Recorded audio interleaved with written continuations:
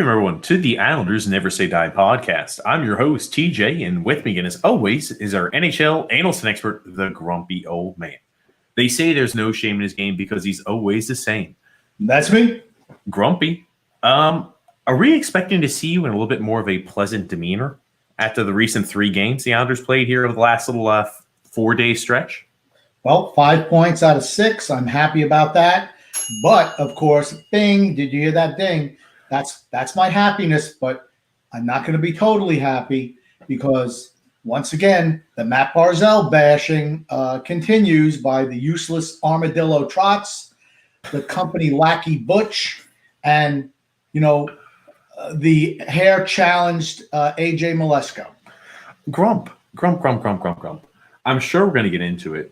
I do want to get initial reactions, grumpy old man. The Islanders beat the Boston Bruins, 3-0-0, have beaten the Bruins 3 games in regulation so far this year, albeit Bruins defense was a little bit decimated for this most recent game. Playing well, though, against the Bruins, and we come away with 1 win in regulation against the Penguins and a loss there in overtime. Again, those are going to be, those are 3 games against teams that are playoff caliber teams, grumpy old man. Initial reactions. We should have got all 6 points. I felt we outplayed Pittsburgh yesterday, which was Saturday night. We gave it away in the 3rd period, and then, Chris Letang, who hasn't scored on anybody the whole year except for us, did it again. Another 2-goal night for him. So, yeah, I'll be honest. It always seems like the Islanders, and again, this is more of an Islanders issue, I guess you could say, even dating back a year or 2 ago. But anytime if you're running across a hard time period throughout the season and you're a little bit of a lull, if your team was struggling or a certain player was having an issue, play the Islanders, and they're guaranteed that one player that has been absolutely invisible all season long will have a spectacular performance. And it seems like Chris Letang has just had the uncanny knack of scoring against the Islanders this season. Yeah, without a doubt. But here's the thing. You don't sell Chris Letang short. He's a really good player and has been for a long time. It's weird that he hasn't done anything against anybody else this year. For certain, grumpy old man. And I'll tell you, I'm sure we're going to talk about it here throughout the podcast today, grumpy old man. Josh Bailey, I think not tonight's game, because we're recording this here Sunday. We usually record on Saturdays, Grump, but because we had a game here on Sunday, and we're going to be having a few games coming up here on Sunday, grumpy old man, I think we might be switching it till Sunday after games, grumpy old man. Ugh. I mean, I don't know, but, you're messing. I am very regimented in my style, you understand. Am I messing up your feng shui? Not that. Well, not my feng shui, because, that's how you decorate a room so it looks good. But no, just, whatever. Here's the thing. I'm flexible. I know you're not. You're rigid. But I am flexible, so I will go with the flow. Okay, good, Grumpy. But before we really jump into things, we have to read from our sponsor today, DraftKings.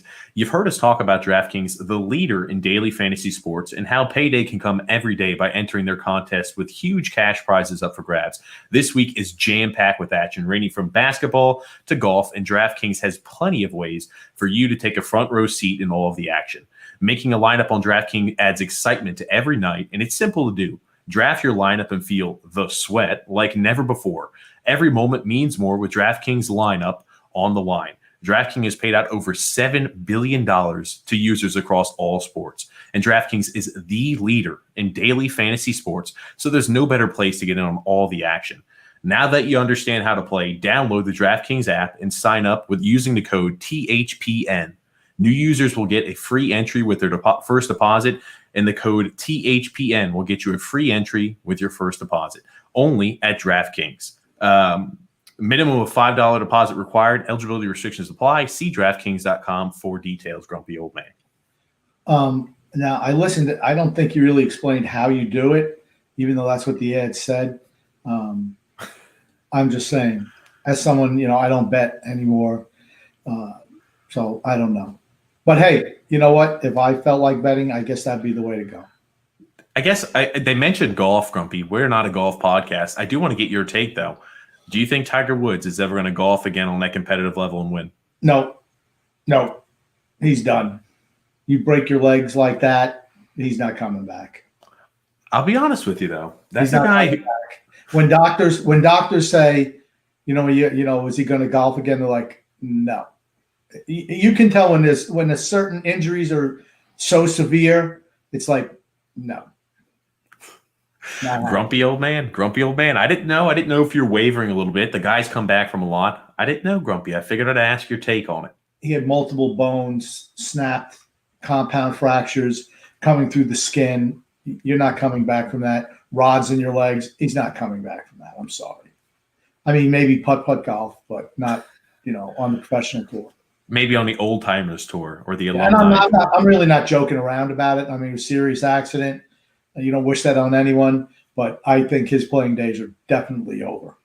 Unfortunate for such a successful golfer like Tiger Woods, a guy who's had a lot of injuries throughout his career. Grumpy old man. I want to talk Islanders though. That's fine.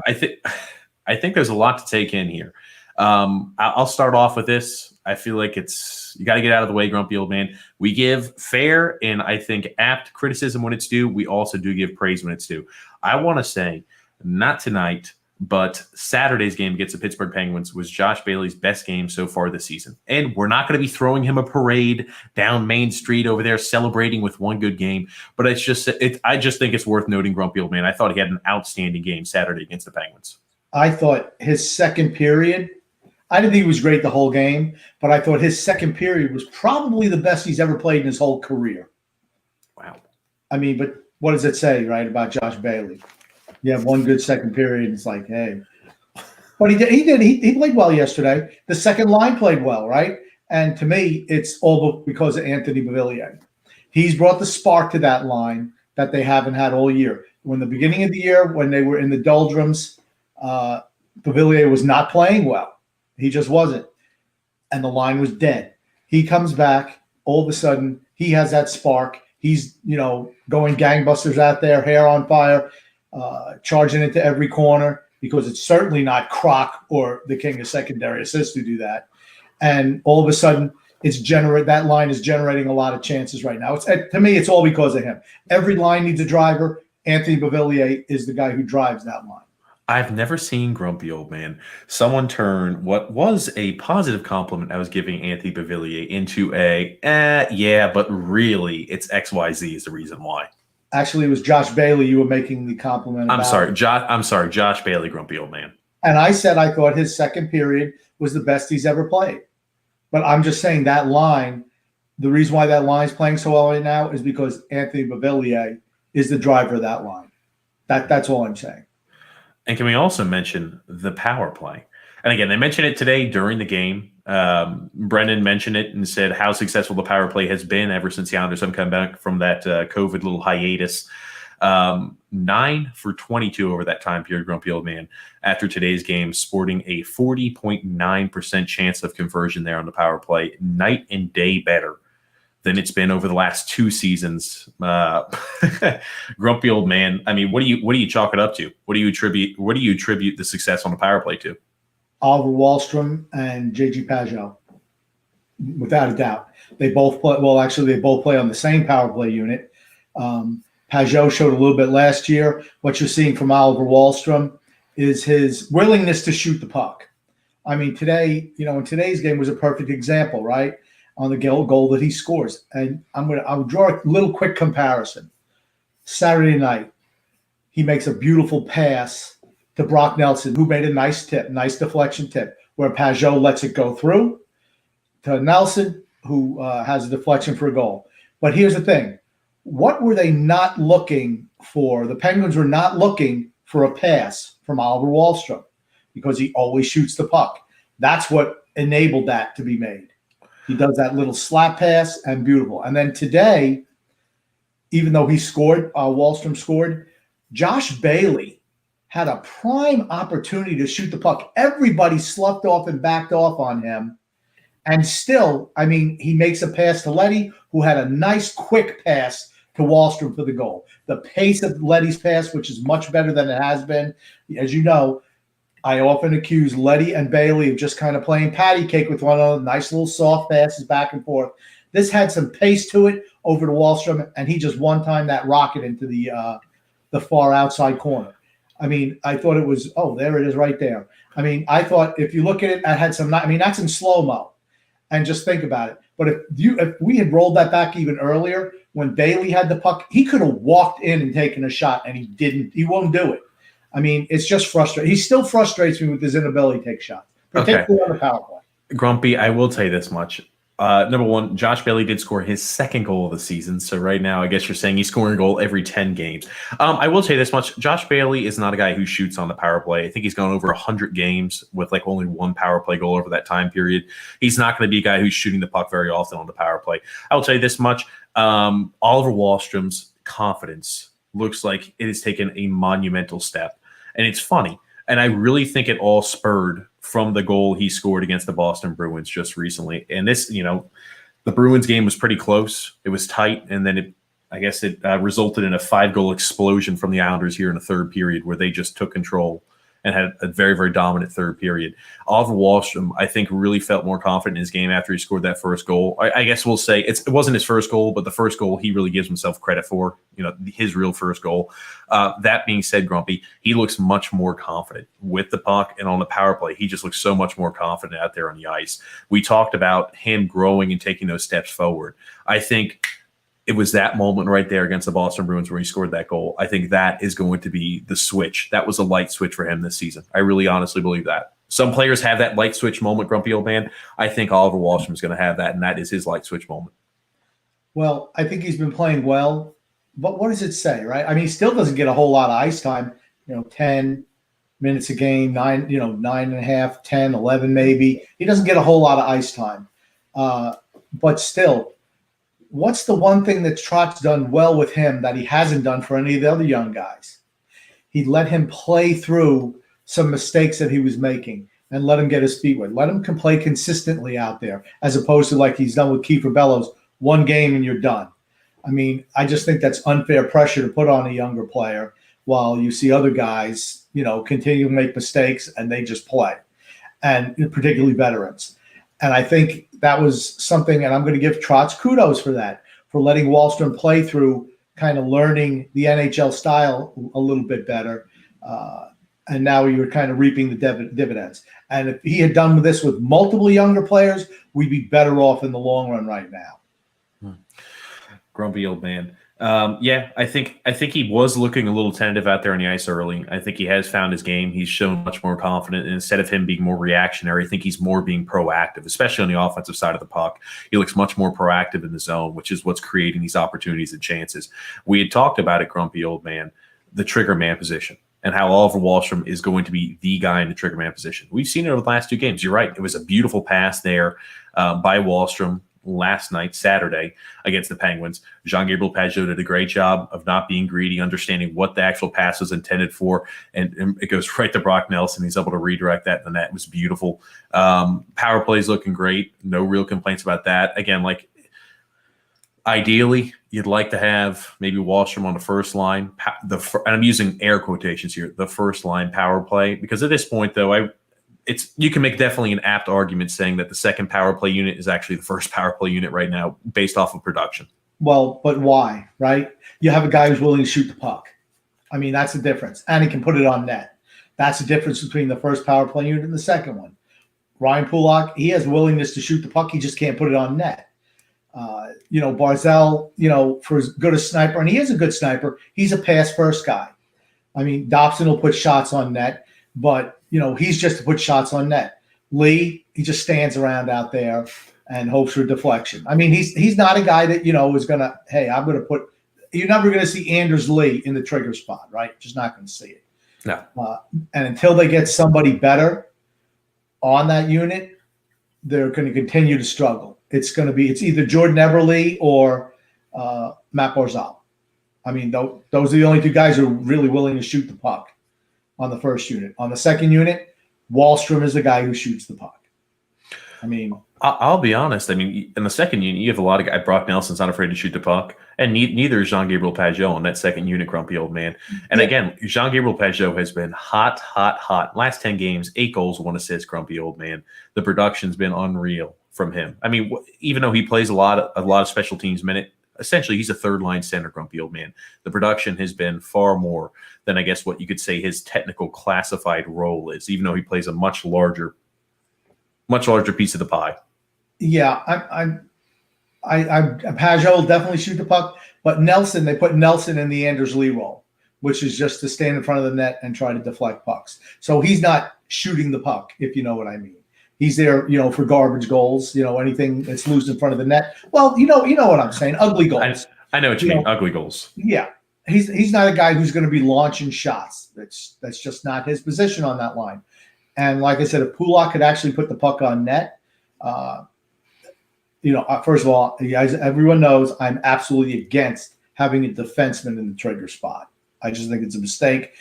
Wingers score goals. He's got no goals this year. Why is he in the trigger spot on the trigger spot on the number one power play? It just makes no sense to me. But you're seeing increased Anthony Bavillier is another guy who's not afraid to shoot. I'm glad he's kind of mixing things up a little bit. But I think the first unit will get there. I just wish that we had a better guy at the trigger position. Well, yeah, again, like the trigger position is meant to be a guy who can have that accuracy, who has the hard shot. Pulock's got the hard shot, doesn't have the accuracy, shouldn't be in that position. But again, it's real hard to argue right now just because of the success of the power play unit as a whole. I mean, after the COVID break there, grumpy old man, I mean, the power play unit as a whole, which is all that really matters, has been producing.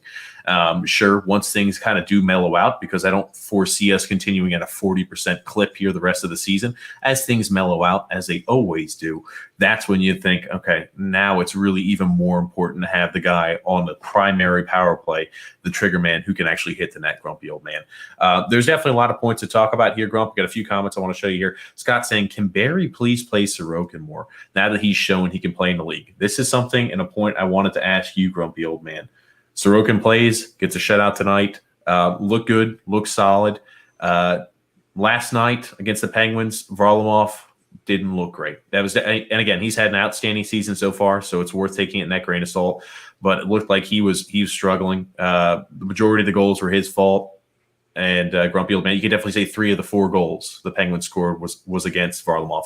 He slips on the first one. The second one, he kind of just whiffs on it, goes right through his body. And the third one kind of gets knuckled past him. Those are definitely 3 goals you wanted back. And it wasn't a great performance by Varlamov, grumpy old man. What do you think the split is going to be the rest of the season, now that it seems that Sorokin's a little more confident and comfortable back there in net? I can tell you what I'd like to see. I'd like to see 60-40 the rest of the way. That's what I'd like to see. Sorokin's game is – here's the thing. His positioning is really, really solid. I mean, really sound. You don't see him rushing.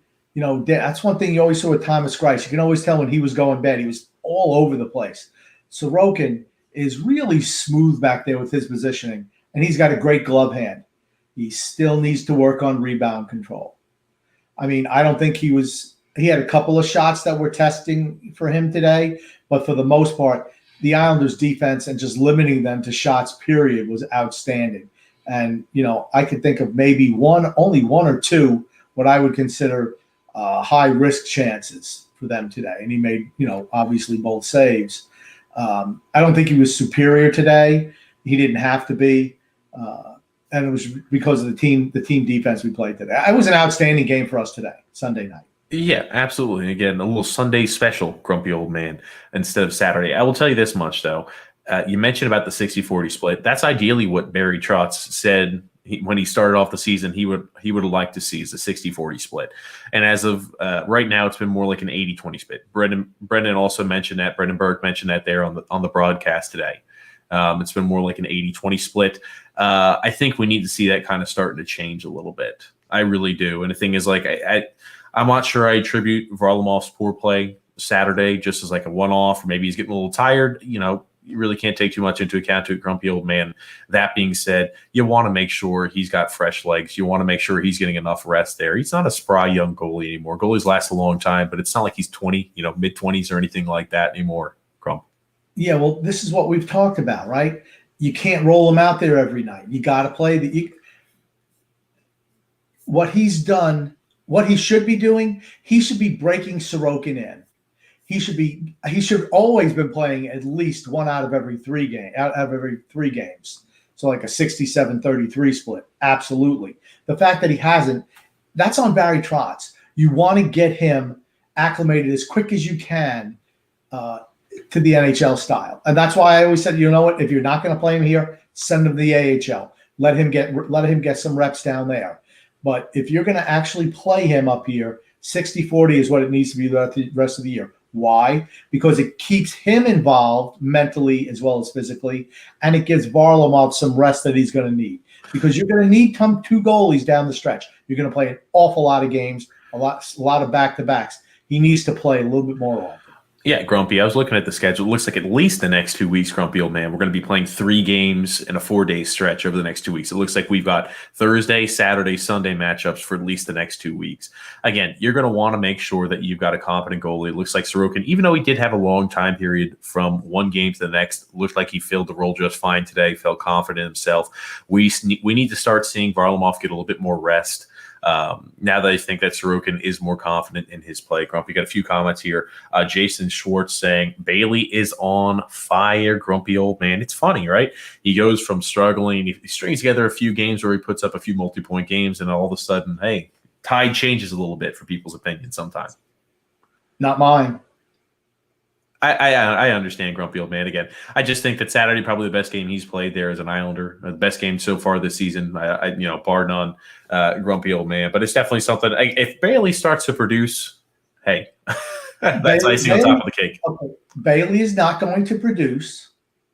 Okay, he'll still get his secondary assists. He had a primary assist tonight, grumpy old man, on Sunday. Yeah, he did, but that was all J.G. Pageau, honestly. And why? But why is that the case? Because he's not a threat to shoot, so everybody backs off him. I mean, I want him to shoot the puck more.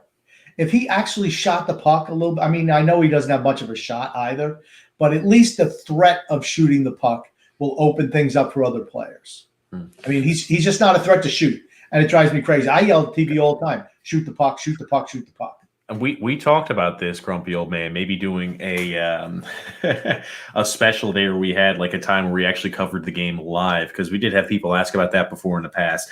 Now, that would not be uploaded probably to the podcast that we have. That will just be like exclusive there for the people who do follow us on social media.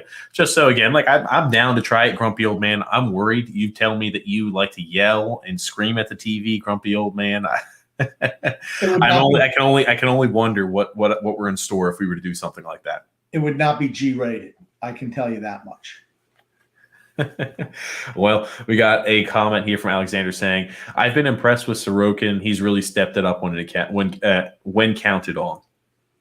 Yeah, I mean, I think the team really didn't support him much in the first few games, but you're seeing him settle in a little bit more, right?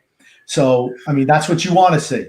That's the goal, is to have him ready where he can take over the mantle as starter beginning next year. I mean, that's what you want. And you want it where, okay, we can split 60-40 or even 50-50 with Varlamov going forward.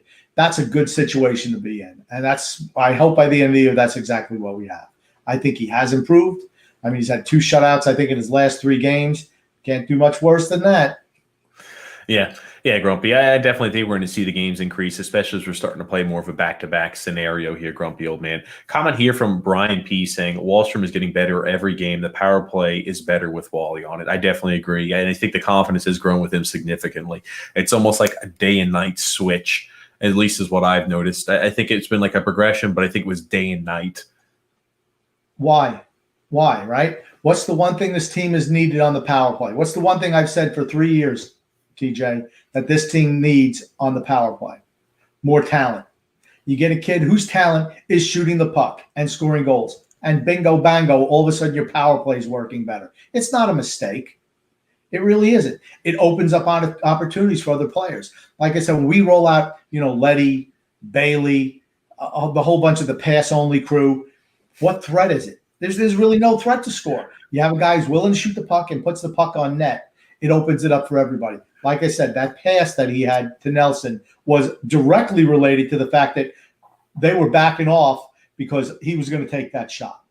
Grumpy old man, I like that. The pass-only crew. I know we mentioned that I'm going to work putting together some merchandise for us, but I like that. I feel like that could be a little catchy one. The pass-only crew, grumpy old man. And you know who would be the guy would be Bailey is the number one guy. Okay, he'd be the leader. Gotcha, grumpy old man, the head of the food chain. What's up, Tommy? Tommy, celebrating his 50th birthday, grumpy old man. I know nowhere towards the grumpy old man's age, but congratulations there, Tommy. He's a whippersnapper as far as I'm concerned. And Alexander also saying, I think Wahlstrom can be the sniper that the Islanders have been looking for. People were asking, even throughout live streams and as of recent, like on social media, when are we going to see Wahlstrom kind of step into the role and be what he was advertised to be? I think we're seeing it right now. I really do, Grumpy. Yeah, I mean that's what he was drafted for, even though it wasn't Lamarillo's draft choice. That was the previous regime and all those scouts. Yeah, believe me, he didn't make that pick, because if he did, it wouldn't have been Oliver Wahlstrom. It would have been some ham and egg or hack who's capable of playing fourth line minutes. Stop, grumpy old man. Give him credit where credit's due. He was technically the general manager during that, even if you don't think he had a huge hand in that pick, grumpy old man. He was technically the general manager there. Okay, he had no input on that pick because he was there for a week. He had nothing to do with that pick. Nothing. Because believe me, it would have been Joe Matadots from down the block who can play some defense, who can be, a fourth line winger. Those are the guys he would have drafted. Joe Matadots, Grumpy. I like the name. I like the creativity. Dirk, hello there from Germany. Dirk, good morning and a nice win for certainly. It's a nice win there for the Islanders.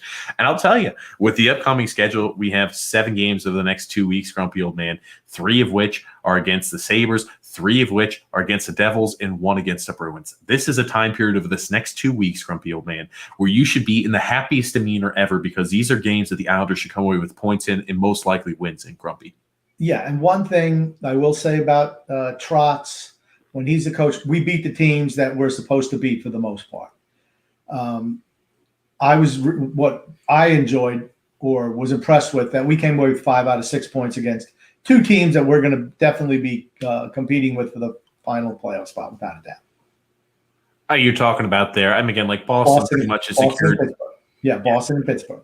Yeah. I mean, those guys. As far as I'm concerned, your Buffaloes, your Rangers, your Devils, they're going to be the bottom 3 of the division. But everybody else, we're fighting for, that final playoff spot. So, and the fact that we came away with 5 points out of 6 is definitely hopefully a good harbinger of things to come. For certain. And again, seeing the maturation process and the confidence there in Wahlstrom is huge. And also, again, seeing the confidence grow there in Sorokin is also huge. Those are the pieces that I'm looking for more towards a long run this season. And I want to say thanks to Dirk. Because it's like 2 o'clock in the morning, after 2 o'clock in the morning in Germany right now. So thank you for listening, staying up and listening. I really appreciate it. The grumpy old man's up till 2 o'clock in the morning, but not many people can hang with the grumpy old man. Oh, the grumpy old man. Oh gosh. And Scott saying Pulak needs to watch the goal by Wahlstrom so he can see how to hit the net. Oh goodness. Well, what I think he needs is they need to have like in bowling, they have the little bumper things put up to keep it in the alley without gutter bowling. Maybe that's what Pulak needs. Oh goodness gracious. Guide. And Brian B saying, who gives a fiddler's fudge about Josh Bailey? I know I know grumpy old man is definitely in that pool. That's for certain here. And Mark A saying Wally is good. Yeah, definitely. Wahlstrom coming in and he's looking like he feels very confident. And I'm bullish still on his future with the Islanders. I know people are like, a little shaky. Very bullish on Oliver Wahlstrom. Optimally, right? You want a guy on an entry-level contract who's putting up reasonably good numbers, right? What does that mean? It means you can dump some of the garbage dead wood that we have on here and not hurt ourselves offensively, which is where we struggle as a team. It also, grumpy old man, gives you more flexibility when it comes to lineups in the future. When players, for example, do go through those spells where, Barry Trotz is mentioning we need complete buy-in from players. We need more effort. We need X, Y, Z. It gives you the ability to say, you know what? We don't believe, again, just throwing names out here, not singling anybody out, but talking about the right wing in particular. Hey, either Jordan Eberle or Josh Bailey, you guys are on the first 2 lines. We don't feel like X, Y, Z is performing well enough. We've got Oliver Wahlstrom who's performing, who's hungry. We're just going to switch roles here. You have the ability and the flexibility to do that, which, again, anytime people are consistently fighting for spots and consistent roles, that always drives the best performance. Yeah, but that's not the way Trotz operates, honestly. He's had favorites. He plays favorites with guys on the team. Just you hear the way he talks about some players opposed to others when they make the same mistakes, the same exact mistakes, and it infuriates me, honestly. and I'm sure we're going to talk about Barzal and Pageau with the penalties. They drew the two exact same penalties, and he absolutely shreds Barzal, as well as the minions in the Islander cartel media that just likes to roll out, Barzal needs to do this better. He needs to do this better. You know what else he needs to do better? Maybe they should sit him out for a week, and so let's see where your team is. You know what? Tonight, he was getting rode hard by some of those Pittsburgh guys. No penalty call, and you wonder why he gets frustrated. So what should he do? Yesterday, and it was his thing. It was a high stick penalty on Malkin. Okay, it was in the defensive zone, and he did get the stick up. Now here's the thing: that thing barely touched Malkin, and the guy who's looking right at the play doesn't call it. It's the guy all the way down the ice who makes that call for the high stick, and it was a high stick. Okay, and they're like, "Oh, a terrible penalty. Got to be more careful with the stick." And then in the third period, in the offensive zone, Pageau does the same thing and gets Letang right in the face. And here's Butch making excuses for him. You know what? At least be consistent. If you want to rip one guy for doing it, just rip the other guy. Don't say that one guy's fine and the other one's not. And then you hear the armadillos talking about it, saying, well, there are good penalties like Pageau's. That was just bad luck. It was a good hockey play. Anytime you got your stick up in somebody's face in the offensive zone, it's a bad penalty, Barry. I hate to tell you.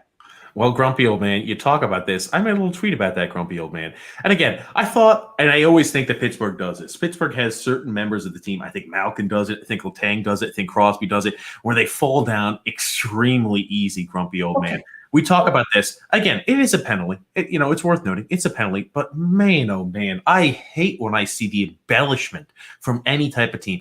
I'll say the Islanders really don't do that. Most hockey players don't do that. But the Penguins seem like they have a few members on that team, Malkin specifically, Letang specifically, Sidney Crosby specifically, where they manage to just fall down with their legs fall out from underneath themselves. So, I mean, look at this. Come on. That's pathetic.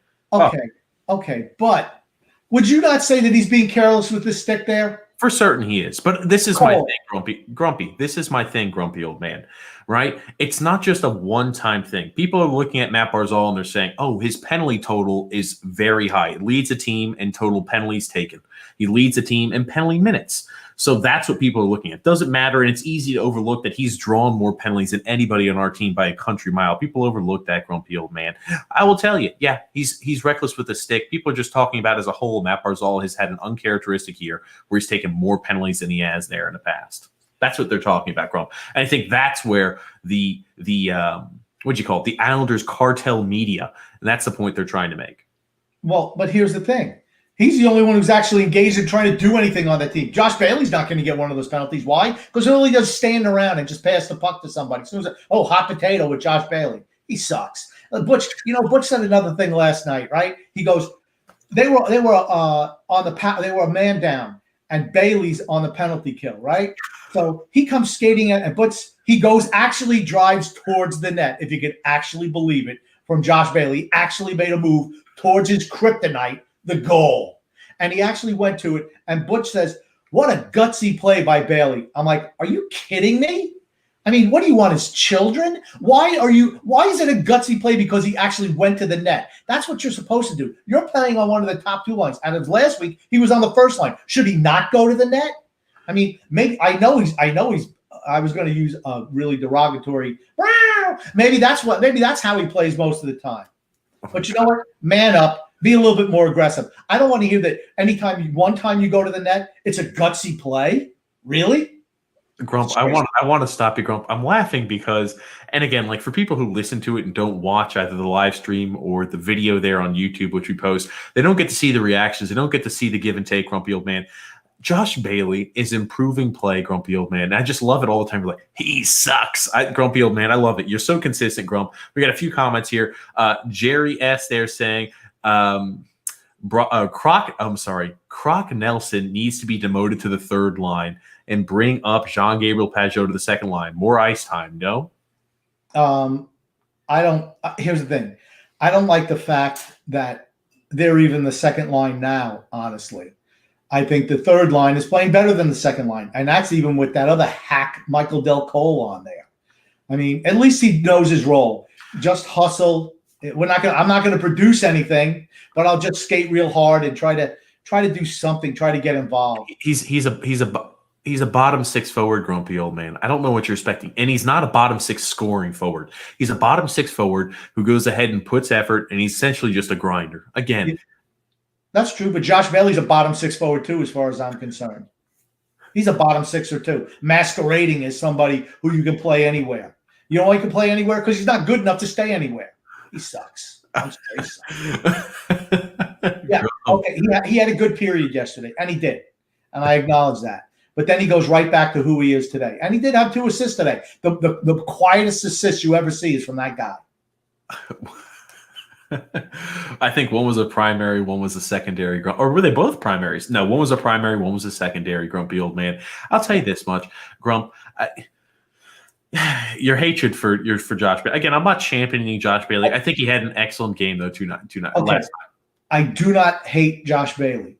I hate the people who think if he has one good game a month or a quarter, he's like the greatest thing since sliced bread. No, he's not. He's a jag. He's just a guy. He's easily replaced by probably 100 players in this league, or can replace him. There's nothing special about Josh Bailey. And once again, he's so smart. His hockey IQ is so good. You know what? I wish his shot would be better, or his physicality would be better. Something that really counts for. I don't care that he could play good strategic or whatever. He could play some type of game, strategy game. Yeah, I don't care about that. I care what you do on the ice. I'm going to interrupt you, grumpy old man. You call so many people average. I can only imagine, grumpy old man, if everything goes well, we still have this podcast, we're still doing a live stream 5-6 years down the road. Let's say some players retire. I can only imagine, grumpy old man, trying to get somebody here on the podcast that you've riddled with the terms of average or below average on a consistent basis, or a jag. What that would be like interacting there with the Grump. I always think about that. I always have that in the back of my head. If we were to ever get one of those type of players on the podcast, grumpy old man, what it would be like. I don't know if we'd have to make them like a montage beforehand so they'd be able to hear, because I know they don't listen to the pod, or maybe they do, Grump. I'm going to say they probably don't listen to the podcast, but all the times where you're just coming at these players, I think it would be comical. It would break the ice.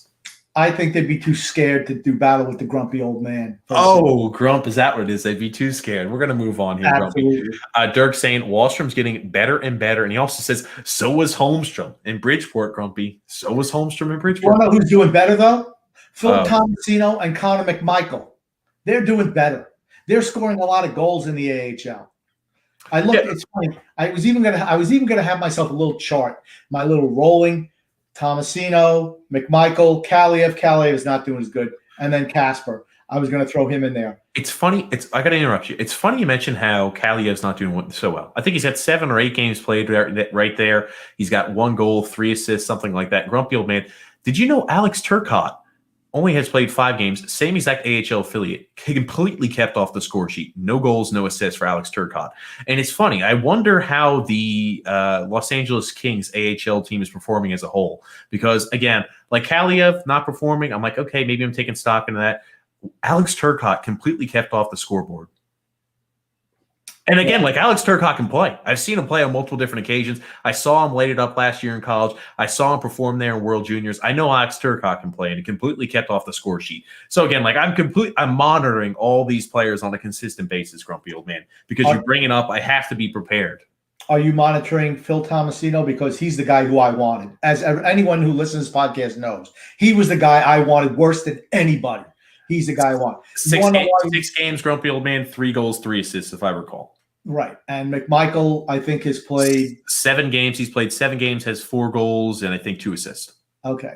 And what's Casper have? I think 6 games, 2 goals, 2 assists. 2 assists. Again, it's not all about points and number production down there in the minors, as we all know. It's a developmental league. It's a lot more than just numbers, grumpy old man. That's all I'm going to say. Yeah. Okay. Well, I'm just going to say those guys are putting up better numbers. And, the reason why we didn't draft Tomasino is because they reminded him too much of Matt Barzal. And we know that the management staff really doesn't like him.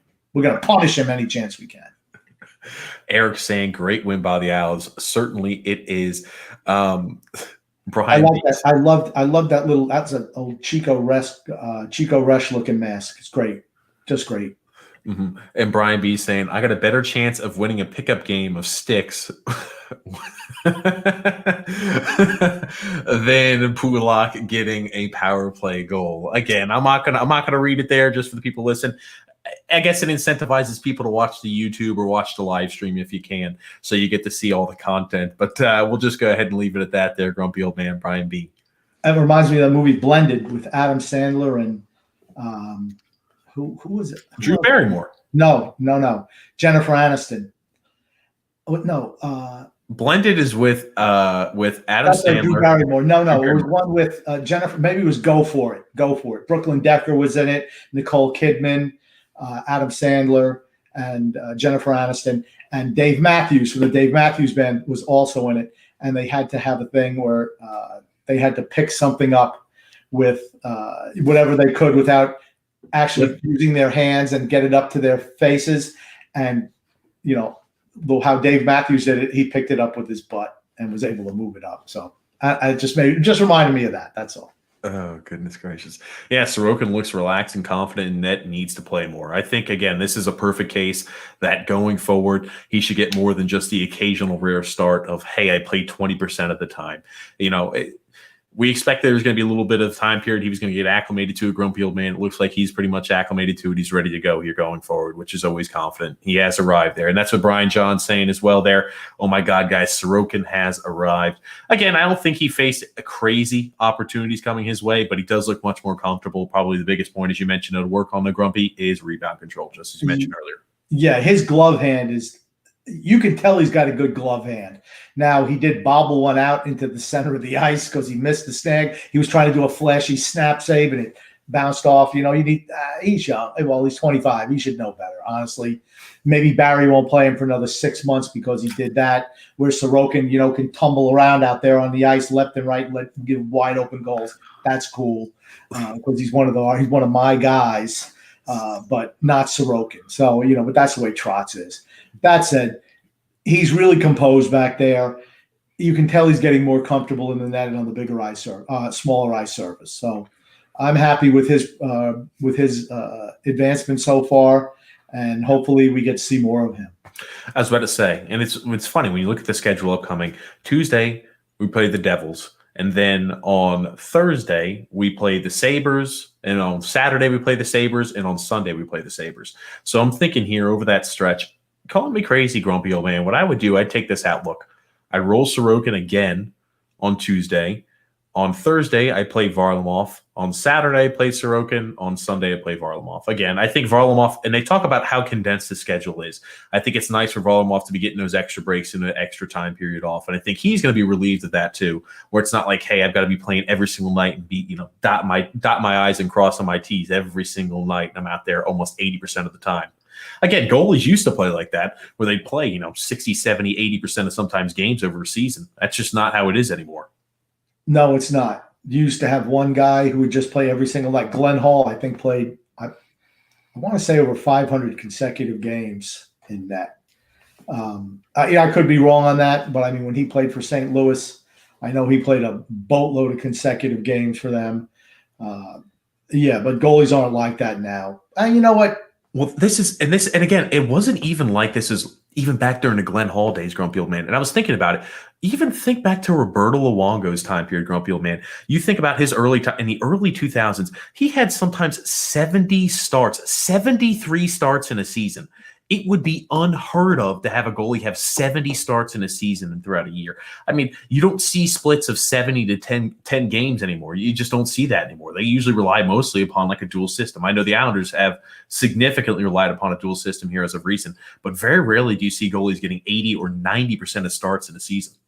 Yeah, how many games did Rodor play on average with the Devils? I'm going to say it's probably in the 60s as well for a year. So, but you're right, the game has changed. For better or worse. It has changed. We play multiple goalies. We don't want to hit anybody. We don't want to fight anybody. We don't want to breathe too hard on guys. It's interesting you talk about that, Grump. I want to get your opinion on that breakaway Casey Zizekas had, where the Penguin, I think, he hit him up high with the stick, didn't hit him in the face, kind of hit him in the shoulder. This is my point, Grump. The way the game is played today, it's certainly a penalty. But when I see that, I think to myself, I'm like, oh, man, it's just some more of the namby-pamby. You put a stick on somebody, put a stick towards his hands. It's a penalty in today's game. The game is completely different than it used to be. Without a doubt. That said, that's a penalty.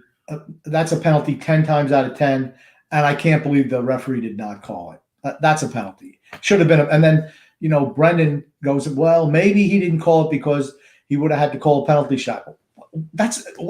Did you really say that out loud?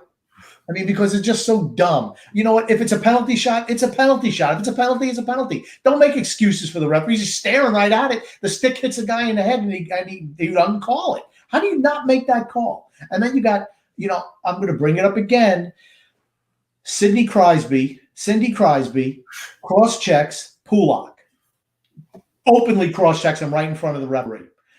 And then Beauvillier cross-checks him, which would be a retaliatory penalty, which we know if Matt Barzal does that, beat him down, lets everybody tell us, you can't be like that. You can't retaliate, right?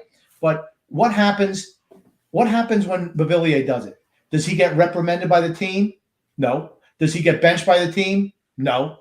Jordan Eberle commits a like penalty where he pulled the guy down in the third period. He gets benched for a shift. Why?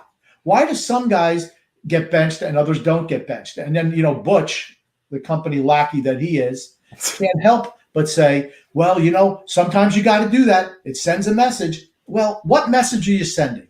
That if you're not part of the clique, the favorite, the Trots clique, that, you're going to get benched and penalized like Matt Barzal, like Jordan Eberle. But if you are part of the clique, then you can do whatever you want. Leo Komarov, 5-minute penalty, rolls him right back out there, gives up a goal because he's slack coming back, and he gets to start and get promoted to another line. What kind of message does that send? I've always talked about it, Grumpy. We share the same exact opinion on that. But I'll tell you one thing: when I see stuff like this from Crosby, and again, I understand, and I try to put myself in the shoe if that's the Islanders. Let's say Matt Barzal was hit earlier on in the game, and he was cross-checked there in the boards the way he was. I would want them to respond back with that. It's the best player on your team. You got to respond. But Matt Barzal, when he does stuff like that, this is my thing. I always feel like Crosby always go back to the reliance that the referees are going to protect him. And again, he's getting chippy right here. Anthony Beauvillier is not really doing anything. The referees come immediately to save Sidney Crosby. If that's the case, Matt Barzal is in there and he's getting rough and tumble with the guy. It's just funny. It's like it's always been a difference. It's always been a part of Sidney Crosby's career where you can always rely back upon the refs if you were to ever do anything like that. Because most certainly he's getting chippy right here in the clip we're showing Grumpy Old Man. And again, you know what? You want to get chippy, go ahead and let him mix it up a little bit. I have no problem with players getting chippy, but don't let a guy go ahead and take a few swings at him. He's obviously not taking swings. Don't let him take a few cross checks at him right here, and the referee goes ahead and stops everything. I'm like, come on. You want to know how you stop that? You send Ross Johnson out there, and you have him cross check and knock his teeth down his throat. He ain't going to be doing that anymore. That's how you stop it. He does it because he's a little bitch, and he can get away with it because he is protected by the officials. You want to know how you stop it? Anthony Beauvillier took 2 big cross checks. Anthony should have initiated after he should have went right at him and knocked his teeth right down. There you go. What do you got to say now while you're picking up your chiclets off the ice? Don't ever try to run me again. That's what he should have done. I was going to say, Grumpy, you almost just let obscenity go, Grumpy Old Man. I almost did. I was very, very close. But you know what? I didn't, because I can show control. Grumpy, it looked like you were struggling there. Anyway, Brian J saying Wahlstrom needs to be on the first. You've seen that shot. Yeah, for certain. Again, we had talked about it actually not too long ago. Hey, when is Oliver Wahlstrom going to start getting more time? Because again, 10 minutes on the ice right now, he showed that he's warranted more time on the ice, in my opinion, especially as of his play of recent. He deserves more time than 10 minutes, so 9-10 minutes on ice a game. Well, it's because, like I'll say again, Trotz has given him an opportunity and let him go through some growing pains, and now you're starting to see the deep dividends. And that's the problem that I have with the other young guys on the team, where he doesn't do that with. And I feel that's a mistake that he has as a coach, even though he has done it with Wahlstrom, but he hasn't done it with other guys. And Brian P. saying Wahlstrom is the best pure shooter the Islanders have had in years. I'll tell you again, he's definitely showing that he's a guy who's definitely got the ability to be, with a normal season, a 30-40 goal scorer. Yeah, and Barzal also has a great shot, but he's pass first, regardless of how many goals he scores. His mentality has always been pass first. Yeah, and it always will be here. And then Dirk, grumpy old man. I don't know why it's not picking up the picture here, grumpy old man. Dirk is saying Michael Del Cole looking not too bad, and he won't give up in the corners. Again, he's showing exactly what you want there in a bottom six forward. He really is. He does. He does what he's capable of. Of course, as a top 5 pick in the draft, you'd expect a little bit more than some grinder. But he is what he is at this stage of the game. And to me, I think he'd be great on a revamped fourth line. Grumpy. It's funny, speaking about guys who were highly regarded when they were selected and kind of fizzled out. I hadn't thought of in a while, grumpy old man. I didn't even know he was still playing the NHL.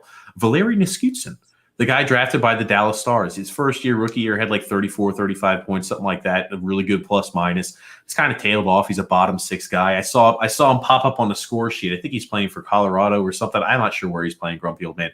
But I saw Valeri Nichushkin's name, and I thought to myself, how many guys that are top 10 picks really do fizzle out and never actually live up to the real status?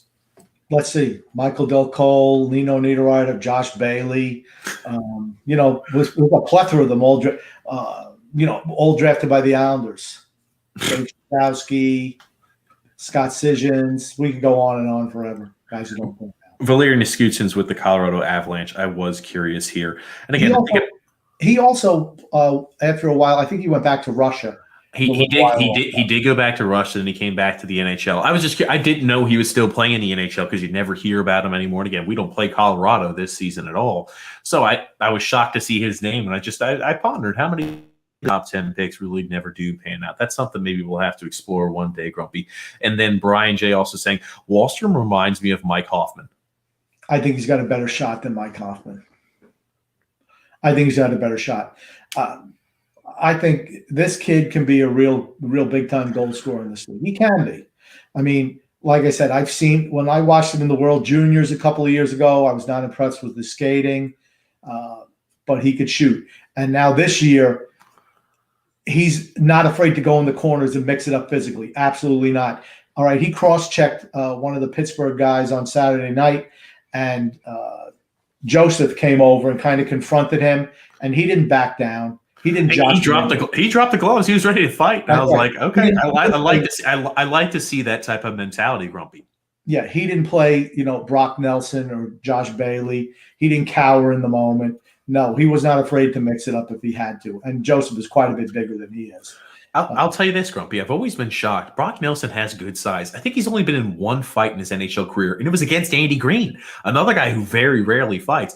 I was always shocked, though, that Brock Nelson, again, he's 6'2", 6'3", only been in one fight, I believe, in his NHL career. That fact and that stat has always blown my mind. It has.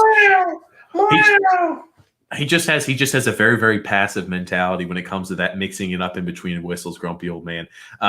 Tom White says Bailey has played consistently in 3 straight games. And he also says, was Grumpy born this way or did he have to work at it, Grumpy? He's talking about your grumpiness. He's talking about your grumpiness and inability, I believe, to give Josh Bailey some just kudos. I think it's what I believe it's nurture over nature. That's what I'll say. Watch the movie Trading Places. Eddie Murphy, right? You believe in nurture over nature? Yeah, I don't think you're born a certain way. It's how you're molded. Now, Josh Bailey was born the way he was born, obviously. Probably with a silver spoon in his mouth. Stop, Grump. You have no idea about Josh Bailey's upbringing and background. I do not. I have no idea. That's true. But he does say Bailey has played consistently in 3 straight games. And again, as I told you, Bailey producing is only good for everything for the Islanders. So, power to him.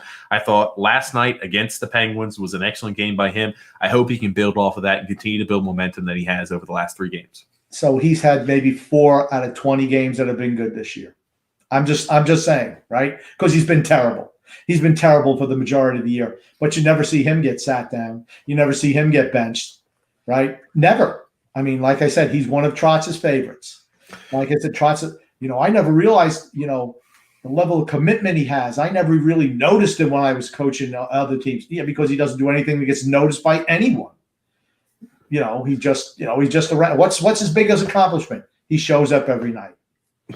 Okay, thanks, Josh. Grump got a few more comments here. Michael O'Donnell says, "Hey, Grumpy, AJ's hair has looked great the last 2 nights, and she looks very sexy."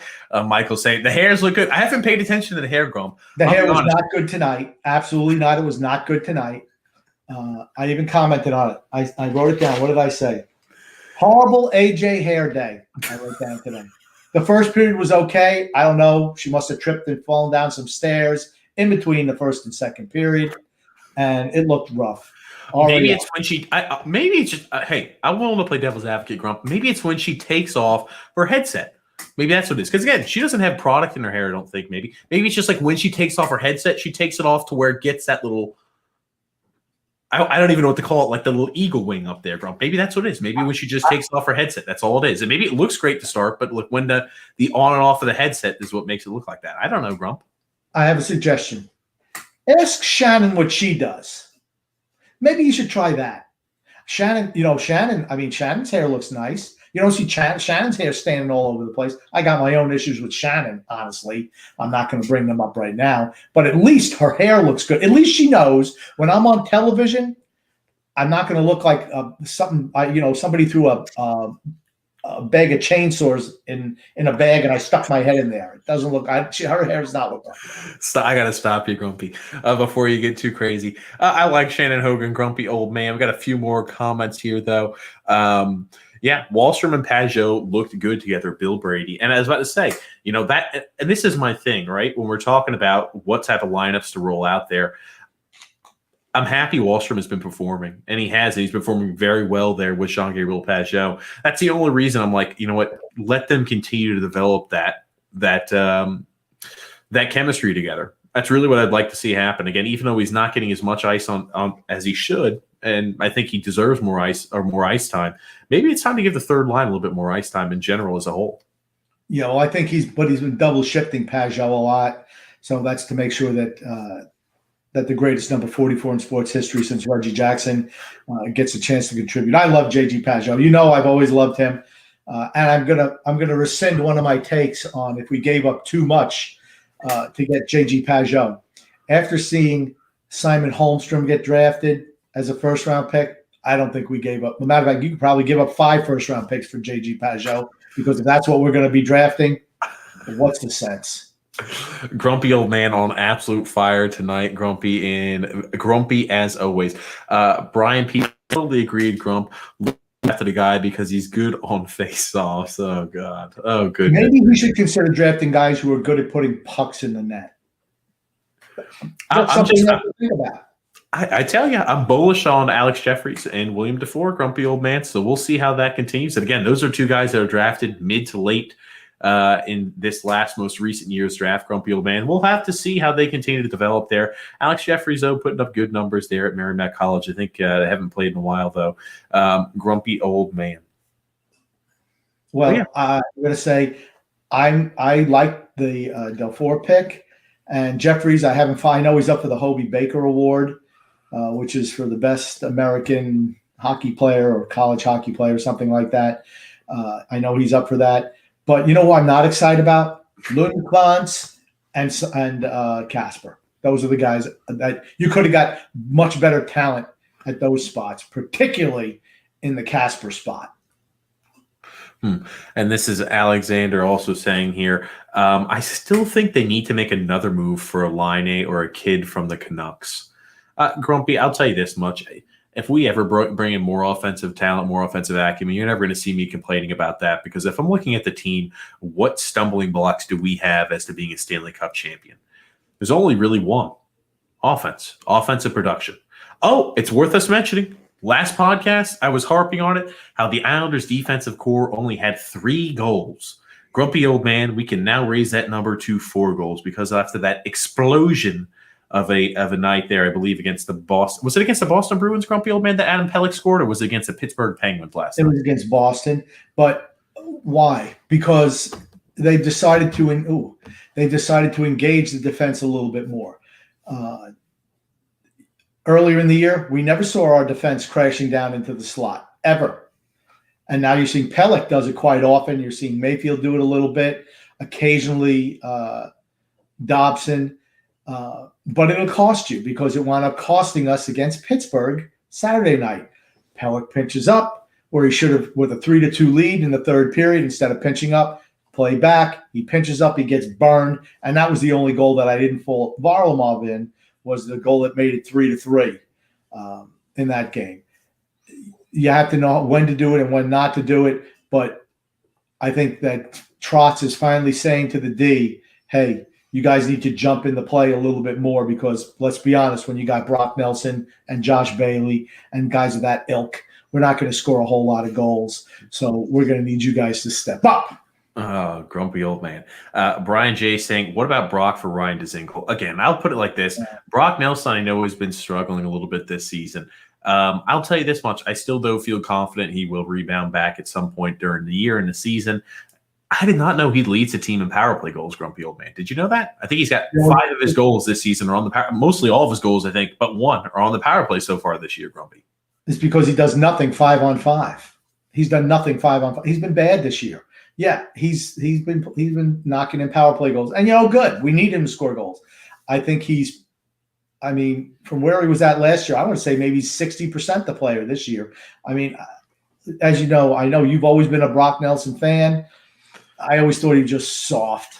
I've been living in the limelight since Barry Trotz has come here because Brock Nelson has performed almost every single season. Really, this is the first year it looks like he struggled a little bit because under Barry Trotz, his game has taken a monumental leap forward. This year, it looks like he struggled a little bit in the 5-on-5 play category, though. Yeah, he's improved the most out of any Islander since Barry Trotz came here. But this year has been a big step back. But for that trade, no, there's no way they're getting rid of him. He's one of Trotz's little boys. He's one of the clique. So he's going absolutely nowhere. And Grumpy, Frank chiming in there. Oh, who could that be? You know who it is. I'm talking about his man. Let's see how many times it can ring. There it goes. My answering service picked it up. It's Lou. It's Lou Lamoriello. What is Lou talking to you about now, Grumpy? Is he just rubbing it in your face a little bit with the good performance of the Islanders? What's Lou giving you a call for, Grump? He's probably telling me, hey, I told you not to talk about the click. That's what he's saying. He said, I need you to keep this on the down low, grumpy old man. Not many people are privy to this information. Keep the click on the down low. No. He thought he hire Islanders cartel media under wraps, grumpy old man. But you're shining light on it. You're shining light on the underbelly of society, right, Grump? You talk and about he's telling you to stop that. You talk about the click, and you're going to get clipped. That's what he's probably saying right now. Oh gosh, I hope you're. The click used to be a World Wrestling Federation or entertainment faction. Shawn Michaels, Kevin Nash, Scott Hall, X-Pac, 1, 2, 3 Kid, whatever. Then Hunter Hearst Helmsley. They were all part of the click, and that's what the Islanders have right now. Barry's little click. Well, I hope you make sure you're giving your answering service a just consoling if Lou Lamoriello is going to be coming at her with some heat, grumpy old man. Frank's saying a nice win here tonight, and the power play has been very good. Yep, and Tommy's also saying the Islanders have looked more in sync, grumpy old man. I think they definitely have, and on the power play, we've talked about it before. The puck has to move quicker. We've got to pass. We've got to be more decisive on the power play. And I've noticed that as of recent, that we're more decisive. The passes are getting to the spots quicker. We're analyzing where it needs to go. And as soon as it gets to the spot there where the trigger man is, they're making a decision. Either pass it there to an open man in front of the net or shoot that. And Wahlstrom has been executing on that as of recent. Yeah, and like I mentioned earlier, Letty, the pace on his pass to Wahlstrom was what sets up that goal. If he does it, one of those little – all right, let's throw it over there. Everybody has time to shift over and play defense. That doesn't get scored. And that's what you see on good power plays, the quick passing. It wasn't from Bailey necessarily to Letty, but from Letty to Wahlstrom, absolutely. I was about to say, that was a great decision and a great pass and a great distribution by Nick Letty. And again, I give Nick Letty a lot of shtick sometimes, grumpy old man, but he has looked great. I did not know he's got quite a few assists there, grumpy old man, this season. 13. Yeah, he's got a lot. Yeah. Yes, he does, grumpy old man. He's been terrible. He and Mayfield have been terrible on defense, but he's been contributing offensively. So, yeah, grumpy old man. I'll tell you that much. Yep, and Wahlstrom needs to be on Barzal's wing seriously. You won't see me argue really against that point. Again, Wahlstrom looks like he's growing more comfortable in the role. I will say, though, you want him to be able to develop a little bit of chemistry with Jean-Gabriel Pageau, and I think that line is working well. No point to fix what's not broken. Yeah, I don't think here's the thing. I'm going to guarantee you that he's not going to be moved off of JG Pageau's wing. That's not this year. It's not going to happen. Grumpy old man. And Eric saying, great game tonight. Let's go Islanders. Eric in Jersey. Got a comment here. Scott saying here, Trotz actually sat Eberle for the shift after taking that bad penalty, so maybe he's coming around. Yeah, I'm not surprised he benched Eberle. He's not one of the clique. You'd never see it happen to Bailey, but of course Bailey, he doesn't do anything to deserve a penalty, really. Doesn't draw any, doesn't create anything. It's like vanilla ice cream. Nelson hasn't done anything. Leo can do whatever he wants. Leo could cross-check somebody in the face in the offensive zone. It won't matter. He's not coming out. You talk about how Josh Bailey's like vanilla ice cream. Grump, I'm gonna ask you this, Grump. On a warm summer day, hey, vanilla ice cream can taste pretty damn good, can't it?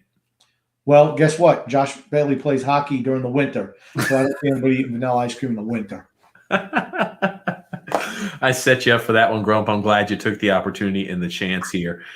Tom White saying the Islanders did a good job on a power play tonight. They generated some shots from areas that they had shooting from. High option on the power play goal from number 44, Jean-Gabriel Pageau, using Wahlstrom as well.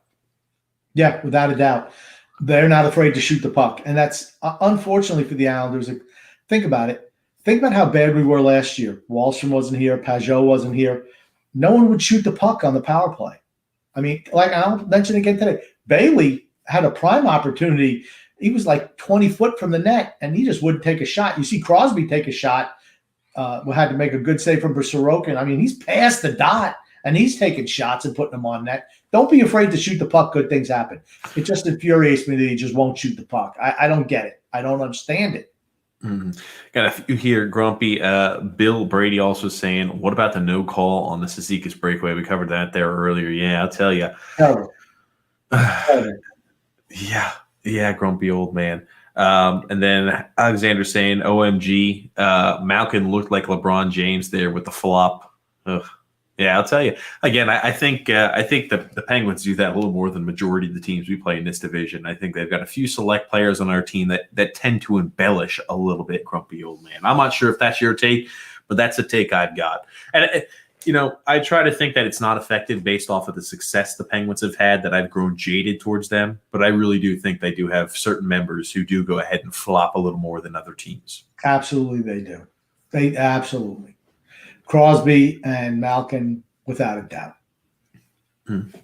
Yep. And then Tommy B saying here, Brock and Bailey are starting to hit stride now. Again, I'm interested to see here 5-on-5 play, what Brock Nelson continues to bring there to the table. Power play goals, obviously it's there. And I think Bailey is starting to hit more of his stride. So that's always reassuring to see. He's been heating up here definitely as of late. Brock Nelson 5-on-5 play. I mean, it's been better than it was as of late. I mean, it's not like he's out there for a whole bunch of goals against like he was earlier on in the season. So I guess in that capacity, sure, he is improving in that bit. Yeah, once again, I think Villiers is the reason why. And good. I mean, we need the second line producing, let's be honest. But I think it's all because Villiers is playing better. And then Brian J saying, do you think the Islanders dump Bailey to Seattle? This is interesting. I think to myself, what are the Islanders going to do with the Seattle pick then, right? Because Oliver Wahlstrom's shown, I think, even in this short spurt, and I think he's going to continue to make his case throughout the season that he should be in a top 6 role next year. It makes you think to yourself, okay, what are you moving? What are you thinking long-term as the Islanders organization? Who do you want to expose? If you want to improve the team, you have to get rid of some of the guys who are making big money for long-term. And Josh Bailey would absolutely be exposed. You're only going to lose one guy, right? Josh Bailey doesn't make as much money as you think, Grumpy. He makes $5 million a year. Eberle makes $5.5 million a year. Lee makes $7 million. Nelson makes $6 million. Those are the type of guys you need to expose. You don't want to. Why would you expose somebody who makes $1 million a year? You are going to struggle getting underneath the salary cap next year. You have Sorokin, Pelech, and Beauvillier who need to be signed to new deals. Nobody, I mean, when you go and continue to piss money away on the $6 million man and guys of his ilk for who knows what reason, I mean, that's why you run into these salary cap issues. They need to expose the guys who make big money, and hopefully Seattle takes one. Believe me, there's nothing fantastic about any of those players that cannot be replaced. Nothing. They're not stars. They're just average guys that can be replaced by 100 other players in the league. 100. We got a comment here from Robert W. saying, does Ross Johnson have a role with us, or will he be a regular healthy scratch? To answer your question, the way Barry Trotz utilizes him, he looks like he's going to be a healthy scratch for eternity, and Matt does get injured. I really don't think he would replace anybody else except Martin. I think if Matt Martin goes out or he has a little bit of a bump or bruise, that's the only way we're going to see Ross Johnson in the lineup on a consistent basis. Did anyone on Saturday night, and even the guys in the booth, laughed when Matt Martin had a breakaway and he just kind of did his little floppy routine where he just kind of falls? It was terrible. And today he makes a nice pass to Komarov, and Komarov messes up the shot. And then he had another one where he just misses. Just terrible. I mean, just frustrating without a doubt. So, I don't know where Matt Martin is going from here, but Ross Johnson should have a role with this team. I don't know what it's going to be. Grumpy old man. Hold on, Grump. Before I show you this, Grump, I need you to take a deep breath, grumpy old man, because I know this is something that might trigger you. This something might trigger you here, Grumpy. Alexander saying, hey, Grump, stop. Bailey is a top 3 Islander of all time, LOL. Obviously, it's a joke and facetious there with the LOL there at the end. But I just wanted to make sure, Grumpy old man, you weren't going to get triggered by this joke. He's true. He's one of the top 3 worst Islanders of all time. No, stop. Yeah, he is. Like that, people think I hate Josh Bailey. I don't. I just don't think there's anything special about him. And when people just, like I said, when he reminds me of Jim Fassel, who used to coach the Giants.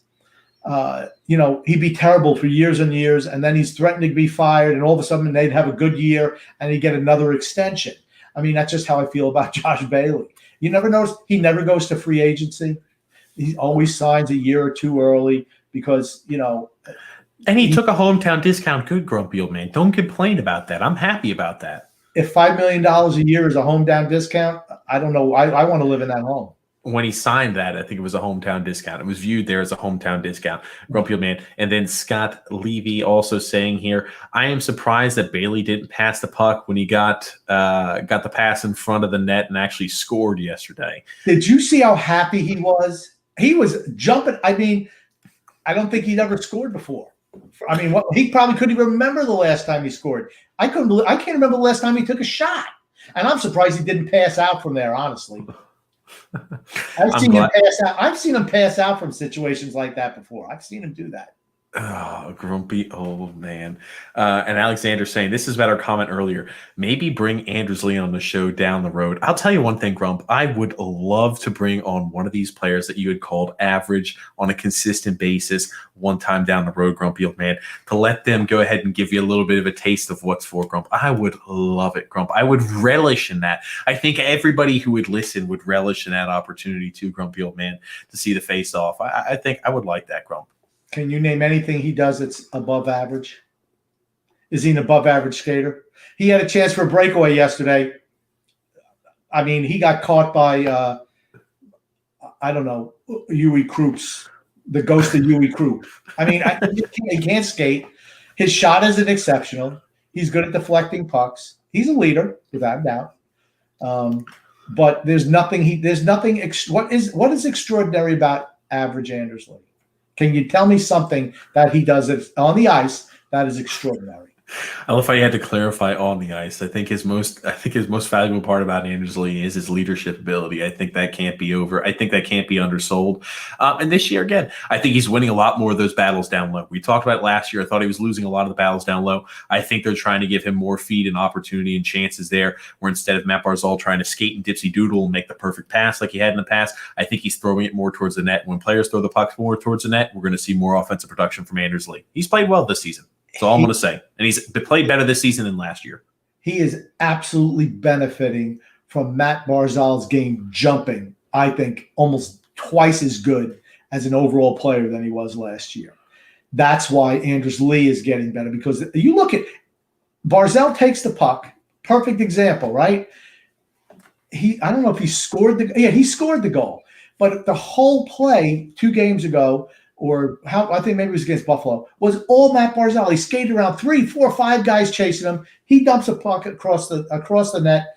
Anders Lee tips it in. That's all Matt Barzal. He gets credit for the goal, but the whole play was Matt Barzal, and that's where he's benefiting.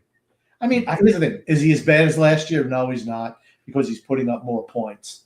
But I mean, like I said, I'll ask again, because you once again shirked the question. Can you name anything on the ice that he does that is? Yes, I can, Grumpy Old Man. I think he does a more than adequate job of winning the battles down low.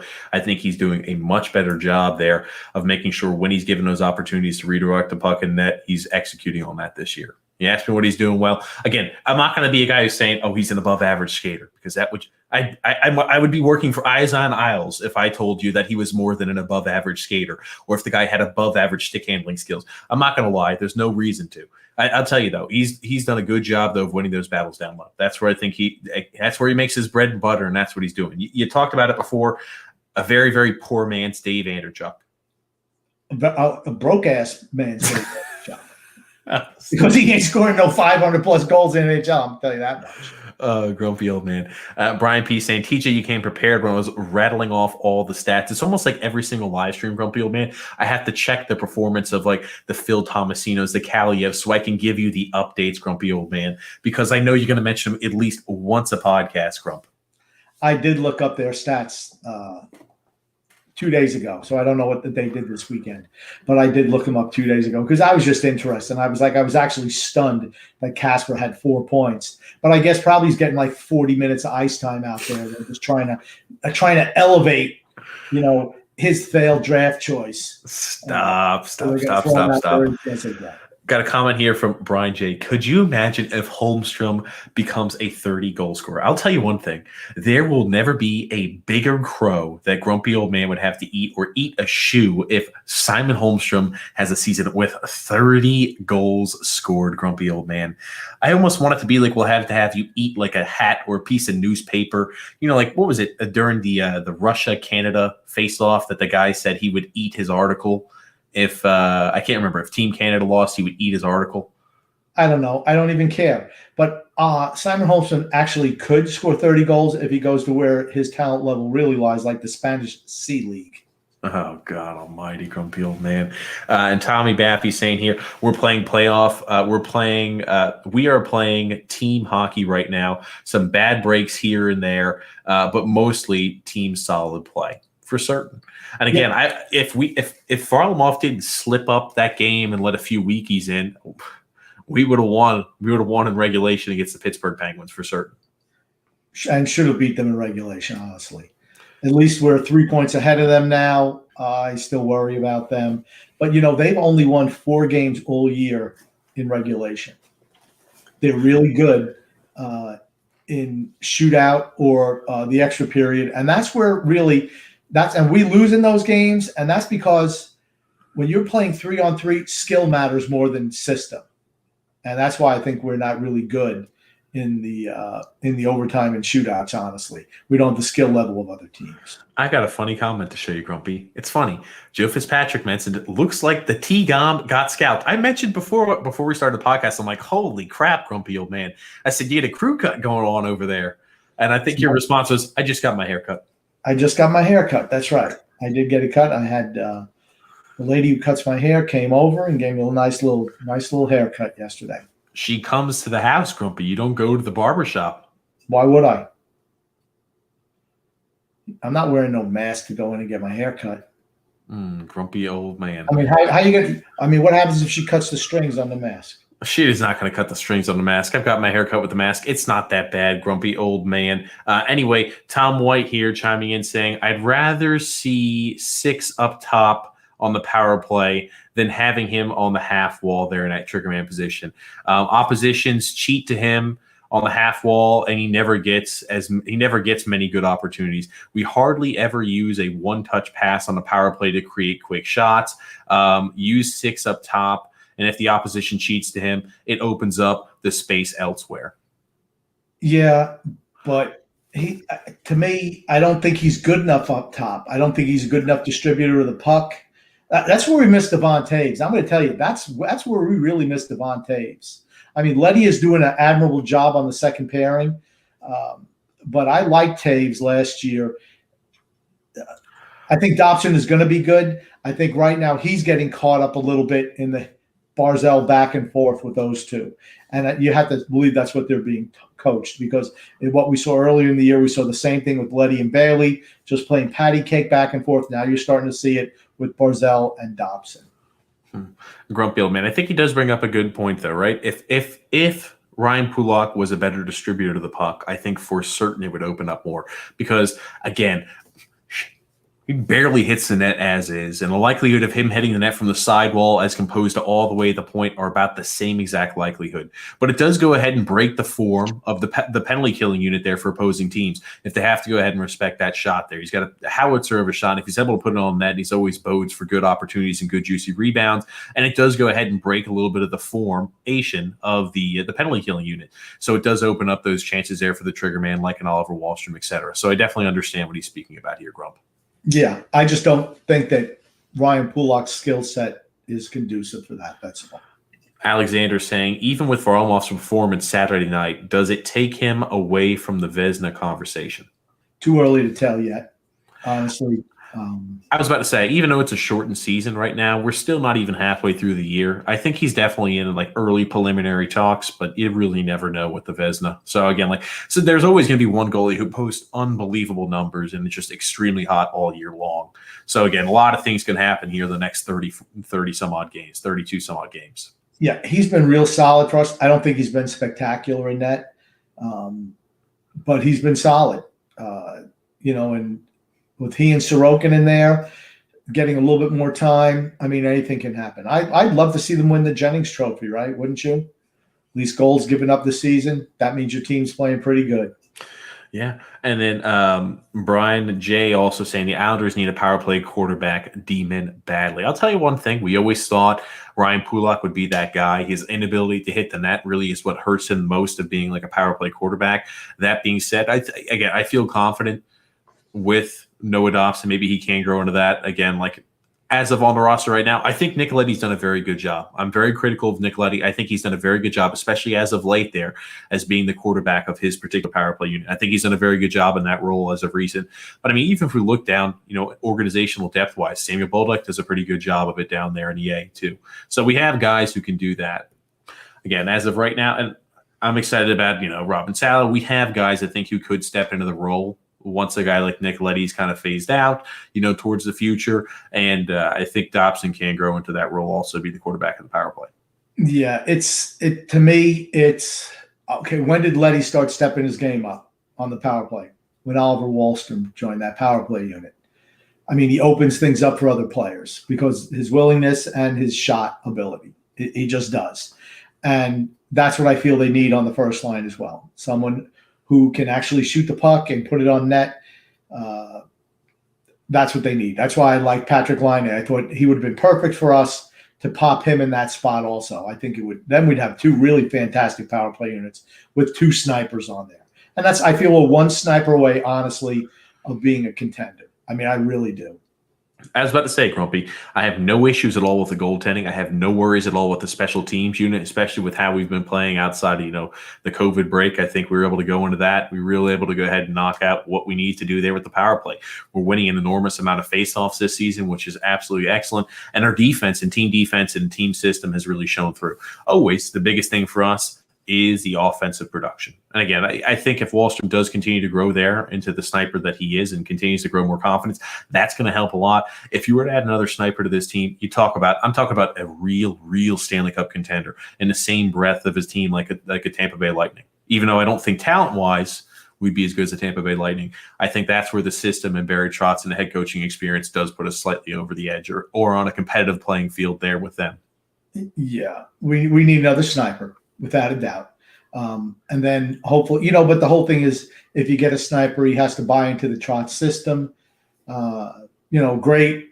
But to me, if we had one, we'd be much more dangerous in the playoffs. I mean, as it is, if we make the playoffs, we're going to have to scratch and claw for every game. And that's just tough to win like that. It just really is.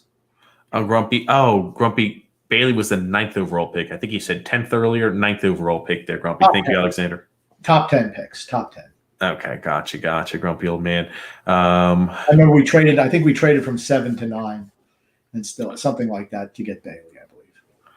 Yeah, my gosh. I'm thinking about some of the old picks we had. Do you remember, grumpy old man? Was it the 2007 draft where we drafted Calvin DeHaan? Same exact, or was it 2007 also where we drafted John Tavares? It was the same year as Tavares. We wanted to spend like 5 draft picks to get Calvin DeHaan. That was a good move.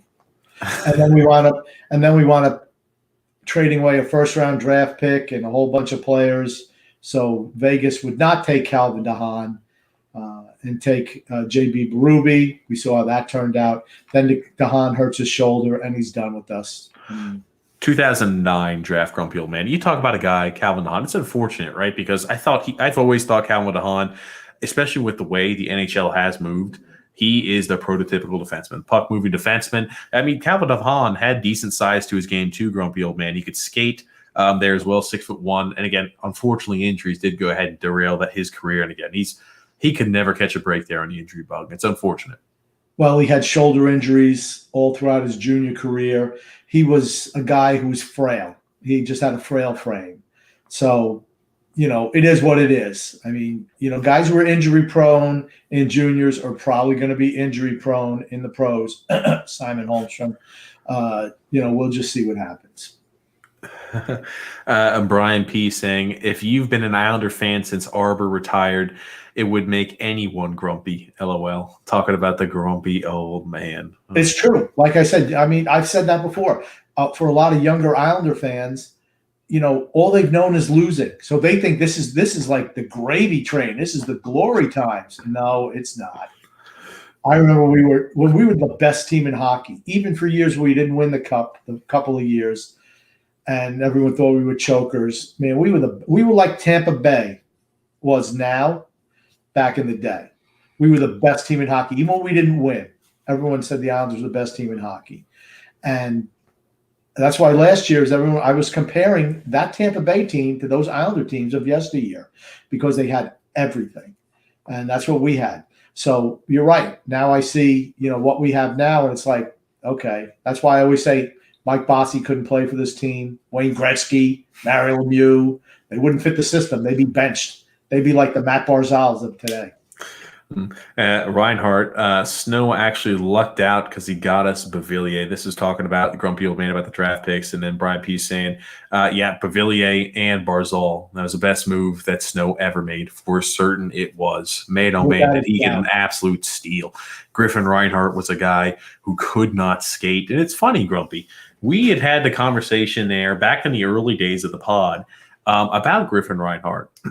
And about his inability to skate. And people always put, he just moves so methodically. He's got a great economy of movement to where he doesn't take unneeded strides. He's just so confident back there. And it's not that he can't skate. It's because he exerts just the perfect amount of effort in order to cover. People gushing over Griffin Reinhardt. And again, like we saw it early. I'm like, I don't know, man. It just looks like the guy really can't skate that well.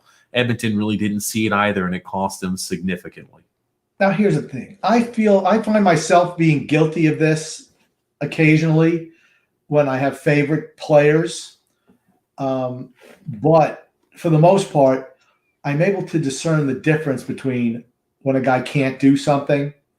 And just because I like a team, I'm going to call it as I see it. I mean, it was so obvious that Reinhardt couldn't skate. I mean, from day one, he just couldn't move.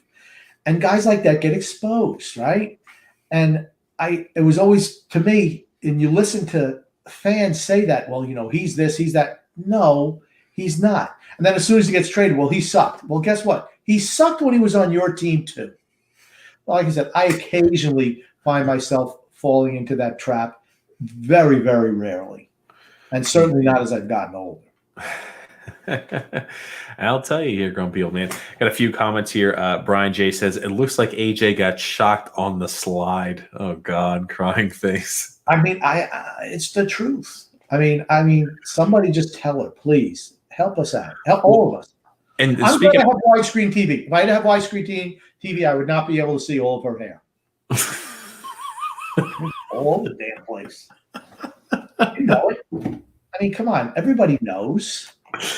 How come Shannon doesn't wear one of those, the headphone thing? Why not?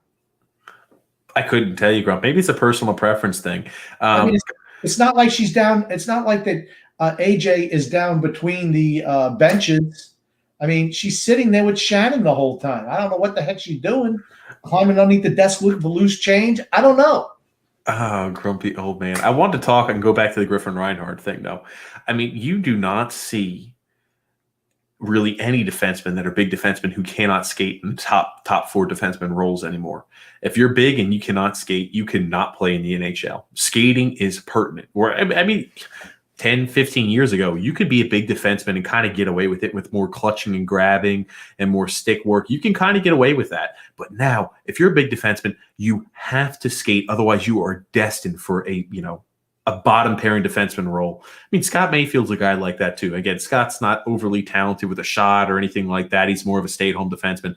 But even if he had an outstanding shot and a lot of other different abilities, if he couldn't skate, which he's not an excellent skater, he would always be destined for a bottom six role, or a last pairing defenseman. I'm sorry.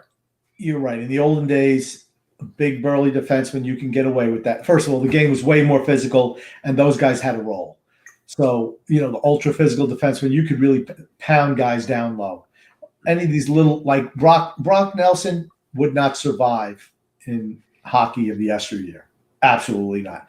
Josh Bailey, no. He'd be carrying puck bags to the rink every day. I mean, he just couldn't do it. Well, then, not to single out, there's a lot of players who were soft, who just wouldn't be able to make it. It was a man's game back then. But now, if you can't skate as a defenseman, you're in trouble. You get exposed. I mean, Chara can't really skate anymore, but he has that reach, which kind of helps him. But he used to be a really good skater for a guy his size. That's what I was about to say. People forget that. You look back in the old clips of Chara, like back during his rookie time periods with the Islanders in his young years, and you think, holy crap, even like coming in on warmups, and I'm like, for a guy, what is he, 6'7"? 6'9". 6'9". You think to yourself, for a guy who's 6'9", he's moving, he's so fleet of foot, especially when he was young like that. Man, oh man, could he skate for his size at that younger age. TJ, I really don't read comments much, but I happen to see one here, and I just wonder if you're going to post it.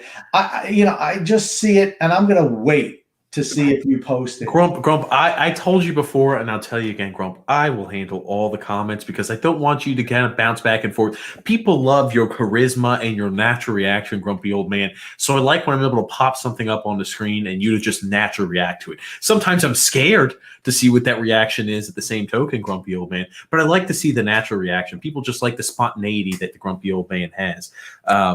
Yeah, and Brian P. also saying the Islanders defense has as many goals as Taves, which is 4. Yeah, we've mentioned that. And we're going to continue to keep like a little ongoing check mark of that there through the rest of the season. And again, Devon Taves would not have 4 goals for the Islanders if he was playing for them now, just because our defensive system is lay back, very, very rarely pinch up in the offensive zone.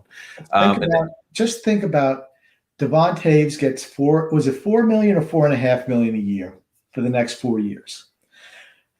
And we signed Matt Martin to $1.5 million a year. So you're trying to tell me you couldn't find another $3 million with the other not signed Matt Martin or Andy Green, which was another $750. So what? Maybe $2 million or $2.25 million would it cost you to keep Devon Taves? Think about that. Yeah, Grump. But again, I don't think anybody would ever argue that Devon Taves, especially at this point in time in his career, was a better option there with Andy Green. Everybody was thinking, and again, we were in the same boat too, that Andy Green would be a good mentor to be out there on the ice for a season with Noah Dobson. I'll tell you this much. It's not Andy Green who's carrying Noah Dobson anymore. And again, like they jumble up the lines. It's most certainly Andy Green relying upon Noah Dobson in order to be successful out there on the ice right now. Yeah, but you notice Trotz is limiting Dobson's ice time as well. He's still sheltering him a little bit, and I don't know why he's even doing it anymore. And then Tom White also saying here, Pelech on the last year of his contract, he's trying to put up some numbers to raise his value some more. I was about to say, Grumpy, what happens if Adam Pellick ends up with good numbers. Because remember, he's not a guy who usually provides that offensive production. What happens if he provides that offensive production this season, grumpy old man? How much do you think realistically it would raise the price tag for Adam Pellick? I mean, that's not his game. I don't even care what. I mean, his value is a defensive defenseman, and I mean he's scored a goal, but he's crashed down a couple times and missed the net too. I mean, it's not his forte. What do I think he's going to get? I mean, I think he's still a restricted free agent. I believe he's not. He's 26. He's 26. So I think he'd be unrestricted, Grump. Okay. I thought he was still restricted, but he's going to have to get right. I mean, if Pulak is getting $5 million per, what's he worth? 4.5. I mean, he's a top pair defenseman on a team that plays really good defense. Yeah, Grump. That's what I've always said. And again, like imagine if Adam Pellick winds up producing, let's say he even has 20 or 25. Again, like the most points he's ever had throughout a season is 21 points back in 2018-2019 season, grumpy old man. He's got 5 points already in this shortened season. But imagine if he ends the year there with 15, possibly even 20 points, grumpy old man, in a shortened year. He's not going to put up 20 points, please. He's not going to put up 20. What are we, 20 games into a 56-game season? You think he's going to go on a goal-scoring streak? I said 15. 15 is not unrealistic to expect. Right now, he's got 5 points, 20 games into the season. I could see maybe if they continue to pick up the game there a little bit and the offensive production, you have no idea, grumpy old man. But I think it's realistic to expect him between the 10 to 15 range. Okay, but he's not offense is what the guys who put up big offensive numbers. Those are the guys who get paid big money. For certain, grumpy old man. And Jim P., I'm not going to try to pronounce the last name. Jim P. They're saying, without Bavillier, Nelson and Bailey have underachieved, picking up the pace now that he's back, just like grumpy old man said there. Yep. And then Patrick V. They're saying, why they don't sit Komarov and give Bellows a shot. I still believe in him, like not only for a game, let him play for a while. He might finally break in. I think Del Cole would fit in good there on the checking line. I was about to say, Del Cole has played well. I have no issue at all with him playing a bottom six role. And it's unfortunate that, you talked about earlier, grumpy old man. Wahlstrom had a chance there to get acclimated, had a chance there to feel more confident in his game, get over a little bit of the rust there, grumpy.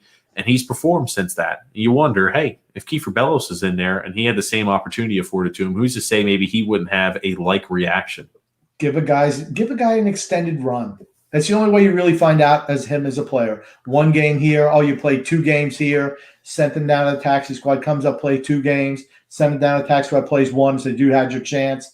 Well, did he really have a chance to establish himself?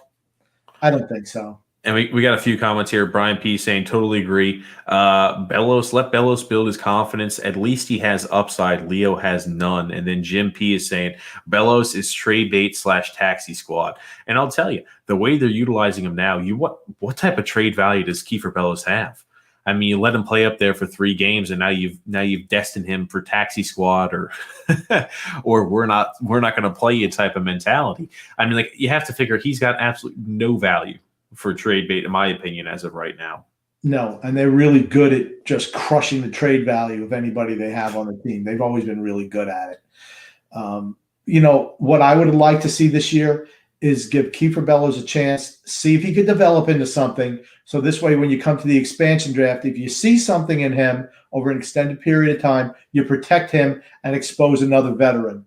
As of right now, there's no chance of him being protected, and that's a guy that perhaps Seattle would take a shot on. Makes no money, upside, young guy. That's what expansion teams are looking for. Has shown a flash here or there if he was given the opportunity. And again, like you look at it, think about the Vegas draft. I mean, and again, this is not a perfect comparison, but Marchessault, he was not a guy who really made huge strides there with Florida. Yeah. When he was there, he was a guy, I think he put up like 20 some odd points. I'll have to look that back up. Maybe I'm completely wrong, but I don't think he put up a lot of points, grumpy old man, Marchessault in Florida. And they took a chance on him. And man, oh man, did he really have a chance to flourish when he was with Vegas and had legitimate minutes and given a real opportunity. That's the whole thing. You give young guys a chance and they might surprise you. You're not going to get any surprises from Leo Komarov. None.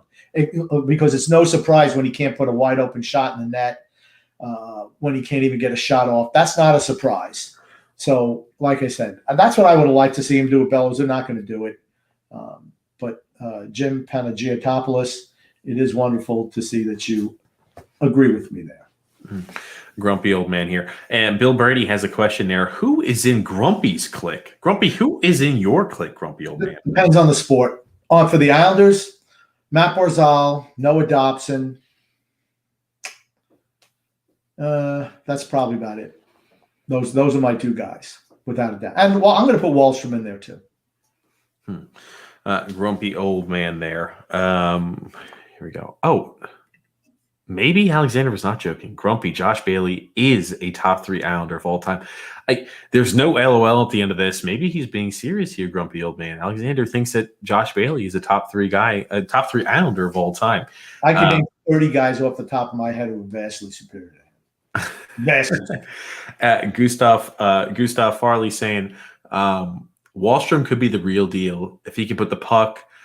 If he puts the puck in the net, if he can put the puck in the net for certain, again, like if he's putting the puck on target, and when he is, that shot is so hard and so crisp. When he gets those accurate shots off, he's so quick with the release. He really can put the puck in the net, Grumpy old man. Yeah, we need that desperately. If he can do that, like I said, I just wonder where we're going as a team, moving him up in the lineup, because going forward, he's going to need more ice time. Do you send Bailey down to the third line? I'd love to see him with Barzal. Honestly, I think he'd be great. They'd be great together. Not this year, but maybe next year. I was wrong about Marshall Schultz, Grumpy old man. In Florida, he actually produced 51 points there in Florida. He had 30. Oh, wow. I did not know the 2016-17 season, Grumpy old man. Jonathan Marchessault actually had great point production there. 30 goals and 21 assists there, 51 points in the 16-17 year there with Florida. And then he was then picked up there by Vegas. And again, it wasn't like it was an outlier there, because the year thereafter, 75 points, 59 points, 47 points in a shortened season, and 13 points through 17 games so far with the Vegas Golden Knights this year. Yeah, his 1 year with Florida was his breakout year, and I remember people were surprised that they exposed him. He didn't make any money either. It's you always. What are you trying to do when you're exposing guys? You want to get rid of something, a toxic asset. Grumpy old man. Are you using one of my terms? Grumpy old man. I'm happy. You've got my attention. As soon as you said that, I'm like, holy crap, Grump. That's something I have been using for years. You want to get a toxic asset off your books, somebody who's going to be giving you diminished returns moving forward, who are, now you're not going to get the bang for the buck. That's your hope. That's what you want to do. You don't want to give up a young guy or a young developing player to keep somebody older. Like I said, I don't care about this year or next year. We're not winning the Stanley Cup this year. So I'm trying to dump some salary so we can improve the weaker areas of this team. That's what I want to do. Grump, I'll tell you this much. I will not be as steadfast in your belief that the Islanders won't win the Stanley Cup this year. Again, if the Islanders play well against teams that are playoff caliber teams, that's the biggest, most important thing for them, Grumpy. Best case scenario, we get beat by Tampa Bay again this year. That's best case scenario for us. Okay, Grump, it's so far out, Grumpy. You have no idea what injuries can bring. And I'll tell you one thing.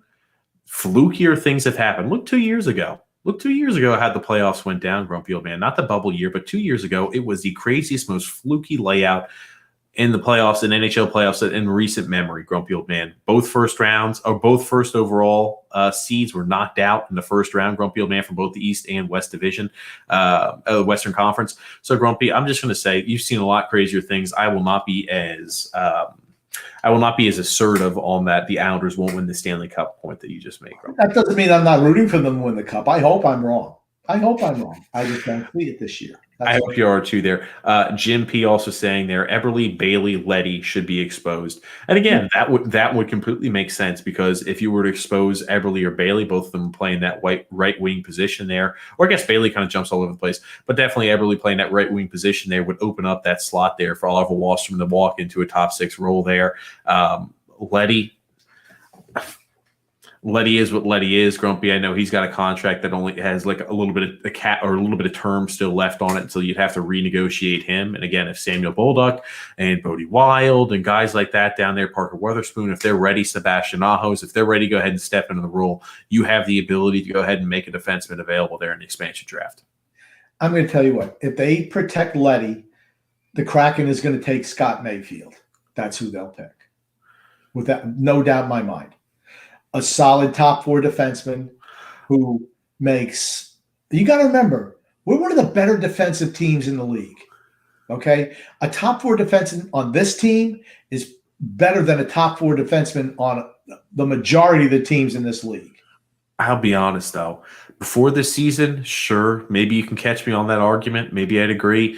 Mayfield has not gelled at all well with Nicoletti. They look like the communication's not there. It's kind of actually a little upsetting to a certain point, Grumpy Old Man, to a certain degree. I'll tell you this much. Scott Mayfield, he's shown a lot of warts. He's done the same exact thing, like throwing the puck towards the middle of the net. He does a lot of the same stupid mistakes he always did. But Devon Taves covered a lot of the mistakes he made, as we're noticing this season, Grumpy Old Man. I still think, though, Scott Mayfield has an excellent value for what he brings. For That's my point. That's my point. Any defenseman you can get who has experience being a top four defenseman, even if on your team, miraculously you're able to get a whole bunch of good defensemen there through the expansion draft, and he doesn't need to be a top four guy. He still has a lot of great cost certainty as being a top six defenseman. Without a doubt. That's, I mean, $1.45 million a year for the next, 2 or 3 years? I mean, that's a no-brainer. You get a guy who's going to be he's going to, on an expansion team, he's absolutely a top four defenseman. Absolutely. And that's what you want. Cheap, inexpensive defenseman. That's what every team wants. Now, you can spend on guys who put the puck in the net, if you're a smart team. Frank K then saying, we can thank the Rangers for being stupid and passing on Wahlstrom and Dobson. Same team that chose Duguay over Bossy. Ron Duguay, yeah. Ron Duguay was actually, he had some pretty hair. Put the nice little product in there. He used to do when the Rangers were good back in 1979. They did, I don't know if it was Sassoons or Sergio Valente, and Phil Esposito was in them too. They were designer jeans back in the day. Like Gloria Vanderbilt, I think those were for women, but they had Sergio's and like the other ones that I mentioned, and they had the Rangers do a commercial where they show up their butts with the little logo on the back pocket. And Ron Duguay was certainly a heartthrob for New York Ranger female fans for a lot of years. But I'm not going to rip them for that because 14 other teams passed on Mike Bossy too. So they were all just as dumb. Gotcha. Tom White saying, is Pelech a $4 to $5 million a year player?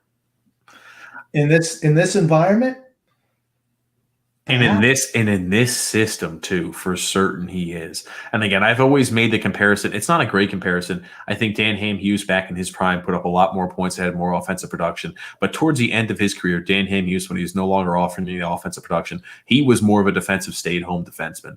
And again, he was still getting paid around that too. Well, he was well past the offensive production points of his career. I think Adam Pelech, and this was years ago too, when the cap was less. I do think Adam Pelech is worth $4 to $5 million a year. Then you run into the quandary: how many of you guys you're back for? You're going to be paying $5 million a year. You got 3 guys who you're going to be paying $5 million a year, right? Again, it all depends on who they expose, right? It'll be interesting. Yeah. It'll be interesting to see what happens, Grumpy Old Man. It definitely will. And Alexander saying, Grumpy, Lee is a former 40-goal scorer. Come on. Former. Thank you. You said it. Former. He was a perfect line mate for John Tavares. Absolutely perfect. We've talked about this before. I think John Tavares is way better at Matt Barzal in finding and identifying players who he could throw the puck towards the net or throw the puck towards a stick, and they were able to redirect in the net. John Tavares had that vision to spot those open opportunities where Matt Barzal still is working on that. He does not have anywhere near close the ability where John Tavares had in that capacity.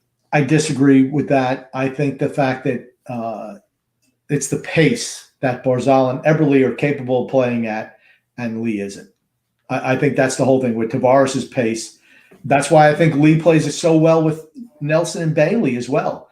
They don't have the pace. He can't keep up.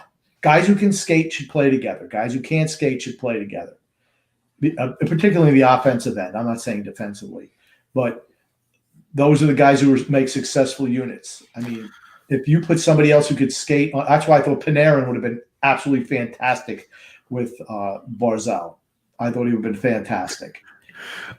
Bill Brady saying the Islanders' power play will be a factor in the playoffs this time around. I'll tell you one thing: if the Islanders' power play continues up the momentum, and they're not going to continue at a 40% pace, even if they're like upper 20s. Man, oh man, would that be reassuring to see? What they always say that you have to always have like around a total of 100 on the specialty units. That's always the magic number. Anything above 100 and you're in good shape. So, when you add up the penalty kill percentage as well as the power play percentage, you want it to be a little around 100, if not higher. So again, if you're in the upper 20s or even in the mid 20s there in the power play percentage, our penalty kill usually does a pretty apt job. Yeah, I don't see us even being in the upper 20s, honestly. I mean, that's a really good percentage. Mm-hmm. Grumpy old man. Brian J saying Grumpy has a better chance of getting his hair back than Ryan Pulock hitting the net. Grumpy old man.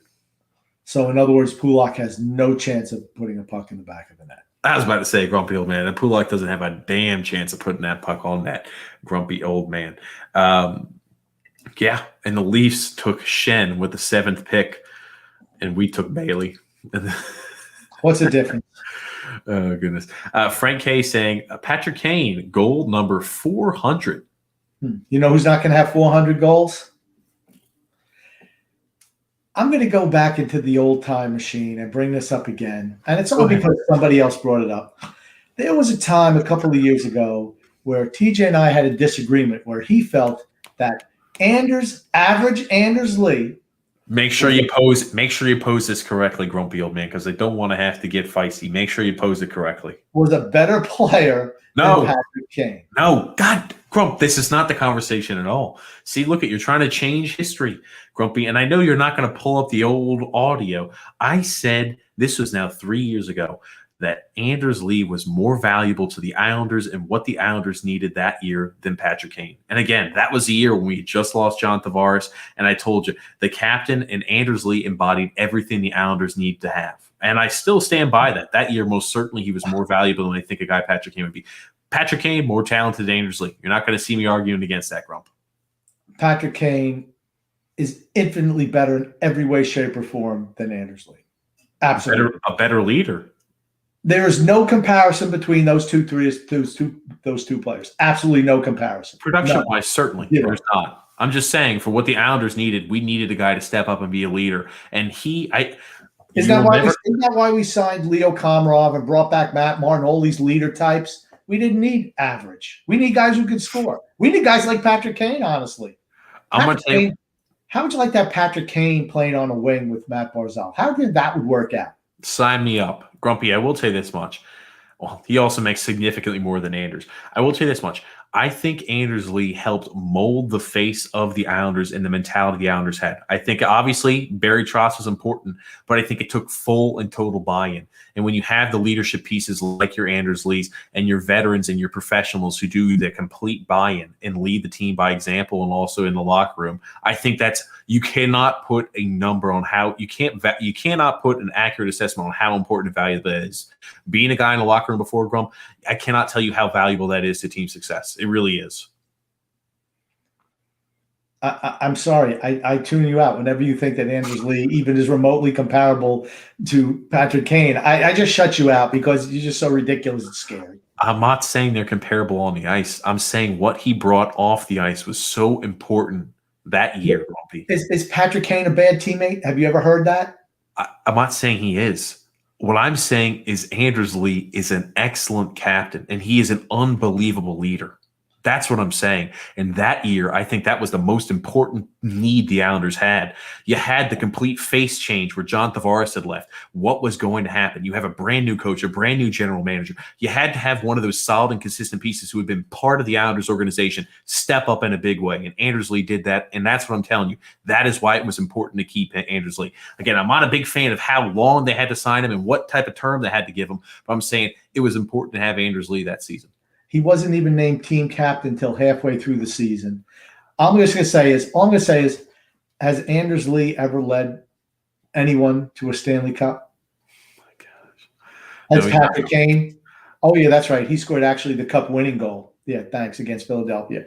Yeah, like I said, there's no comparison between the two in any way, shape, or form. And here's the thing. I'm going to guarantee you if we did a poll, it would be, well, I figure you would vote. So if we had 100 people participate with 99-1, that's what I would think. I'm not saying that Anders Lee's better than Patrick Kane. In no way, shape, or form, Grump, and never have I. I'm just saying for what the Islanders needed that year, Anders Lee was very valuable, more valuable than you think. That's all. And he was more valuable than a guy like Patrick Kane would have been that year. Ugh, you're delusional.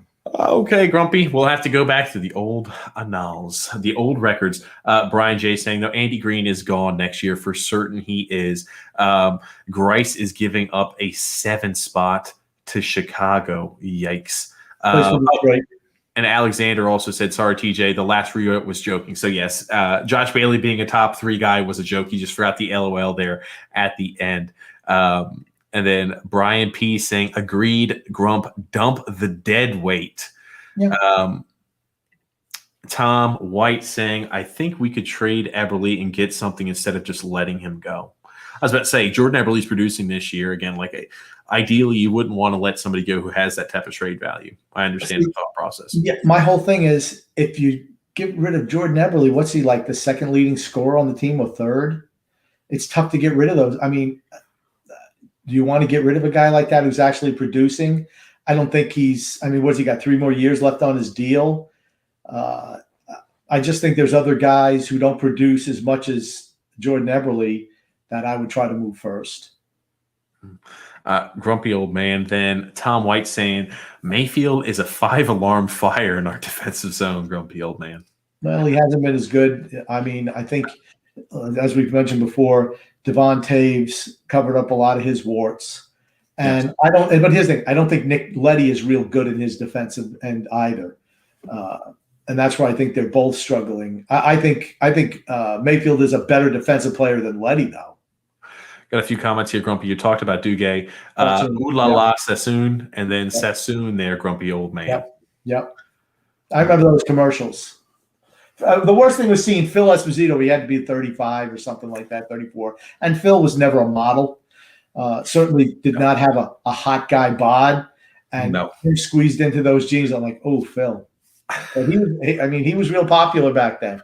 Hey, man, when they come at you with the check, I'm willing to go ahead and put on some type jeans if they're coming at me with the right price. I'll be honest. I understand Phil Esposito. Absolutely. And then Tom White saying, Tavares was also a shooter. Lee picked up his garbage most times. Oh, goodness. Yeah.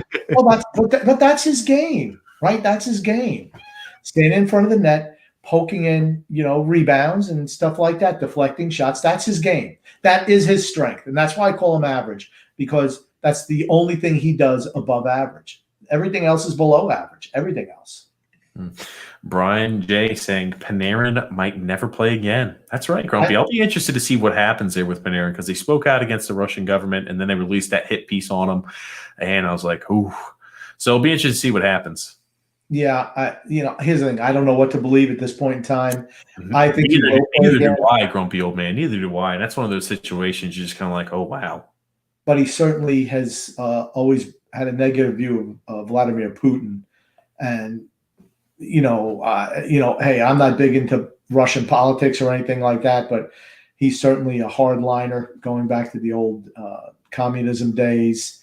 And, you could see, I think what I've heard is they're trying to get his family out of Russia because they feel that there could be retribution against the family. So, oh, wow. Who knows? Like I said, I don't know. I don't know a whole lot about it. I don't keep up much with politics, let alone Russian politics, grumpy old man. So I'll tell you that it's going to be interesting to see how that continues to unfold. But that piece that was on there, I didn't read the whole thing. I was just like, oh wow. Then I understood generally it was just like a hit piece.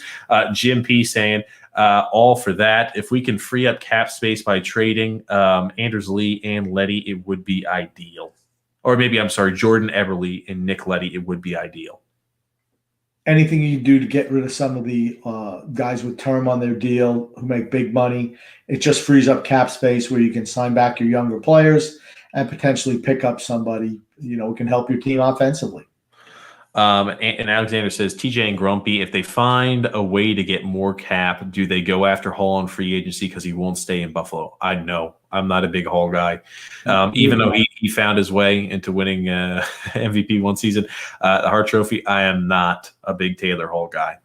Me neither. I don't know why, and maybe it's just a bias, an Edmonton bias that I have for him. I know he had the one good year in Jersey, but there's other guys I'd rather have over him at his age. I'll tell you, the winning percentage continues to look unfavorable wherever he goes. And again, the Devils were miserable that last year with him there. Once he left, the winning percentage increased significantly. The Coyotes had a pretty decent winning percentage before he joined. After he joined, winning percentage dropped significantly. So again, it seems to be like they find ways to lose wherever he is. And I try not to pin on him, but I'm noticing that as a consistent point I'm seeing. Yeah, I don't want him. I don't want him. I'm not going to blame him for the other teams losing. I just don't want him. There's other guys I want more than him. He's 30 years old now. We don't need to be signing guys who are in their 30s to any more long-term deals. I mean, that's why you're in the situation you're in. Yep, and then Brian J saying Kaner is great there, and Brian P saying Kane and Barzy would be incredible together. You talk about two guys who play similar style of game there with that speed and have unbelievable edges who would really be able to feed off of their offensive production. That would be quite an incredible tandem. Yeah, absolutely. I mentioned it earlier. How would you love to have those two together? That'd be fantastic. Yes, grumpy old man. And here we go. Tom saying character, work ethic off the ice, volunteer efforts, etc. Things that make everyone better people. And again, like the Islanders team, and the Islanders have always been a close-knit group, but I think he is the antithesis of an Islanders captain. I've always believed it, always will. As much as I believe the amount he's getting paid, as well as the cap, the term that he was tied to is unjust, he's always the antithesis of a perfect Islanders captain. I am not criticizing him as a person, but you don't get paid $7 million a year for your work ethic off the ice or your volunteer efforts. You just don't. You're getting paid to produce on the ice. That's why you're getting paid the big bucks. And that's the issue I have with him. I like is if they would have brought him back on a 4-year deal for $5 million per, even though I wouldn't have liked it, I would not have had really as much of an issue. But 7 years, $7 million for what he brings to the table, playing wise, is just too much. Like I said, he doesn't do anything extraordinary in my book. Yep, grumpy old man. And then Alexander says, Mayfield sometimes likes to play like a second goalie in the crease next to Varlamov. That's right. I forget that he likes to try to line himself up when things all hell breaks loose and try to line himself up behind Varlamov to play there as an extra goalie in that. Oh, yeah, that's right, grumpy old man. And then Brian J. saying, Jack Eichel would look nice. I'd rather have him than Line A. I was about to say, Jack Eichel could skate too now. He's a center, though, is he not? He's not Eichel a center? Yes, he is. Grumpy old man. He is. Is Brock Nelson? I mean, again, Brock Nelson hasn't performed great this year. I think Brock Nelson's going to be here for the long haul because what he brings. But again, if you have cap, you have availability. But again, we have so many different moves that we'd have to make in order to free up enough cap for anybody like that. Grumpy old man. If you're saying a straight up deal, Nelson for Eichel, yeah, absolutely. Yeah, they would never take that, though, grumpy old man. No. I got a few more here to rattle through before we kind of wrap things up. Right around 2 hours, grumpy old man. Alexander saying, I don't know his name. The kid from Vancouver, that was Brock Besser, who's a former top 5. Or Brock Besser, was he a top 5 pick? I don't know. Maybe he's talking about Pedersen. I think he was number 4. Elias Pettersson, grumpy old man. I know he was a high pick there. Besser, they had Horvat. I mean, I know Vancouver's going through a tough week, but I'll tell you what, I like their forward group. I really do. I wouldn't mind seeing them coming here. Besser, Horvat. I mean, Brock Besser was a 23rd overall pick. Yeah, it had to be Elias Pettersson because, I thought Besser was later and so was Bo Horvat. But again, they've got a lot of offensive talent. Horvat's a leader type too. He's absolutely a leader type. He's somebody who could fit in with this. I think he'd fit in really well with this team. Grumpy old man. And this is, I'm sure, the same exact thought process you're Brian J. saying here. Talent over anything else. I don't care what you do off the ice, to be honest. That's not what you get paid for. That's not what you get paid for. I mean, like I said, I'm not criticizing him as a person at all. It's just what he brings to the table. That's all. Grumpy, we are right at 2 hours, a little over 2 hours, Grump. Is there anything else you want to say before we wrap things up here today? An odd Sunday evening special, Grump. Yes, I like Saturday nights better because now I gotta focus. I got the work week starting here. So in a couple hours, I work a little bit after midnight for a couple hours, and then I start my day at 8 o'clock in the morning. Well, Grumpy, thanks so much for being a part of the podcast and the live stream as always. My pleasure. And thank you so much, everybody who participated in the live stream and listens here to the podcast. Again, Grumpy Old Man and myself love being able to interact with everybody who listens to the podcast and talk and just give our opinions a live time with what your ideas are for Islanders and Islanders hockey in general. Thank you so much, guys, for listening and tuning in. And Grump, thank you again as always. Same to you.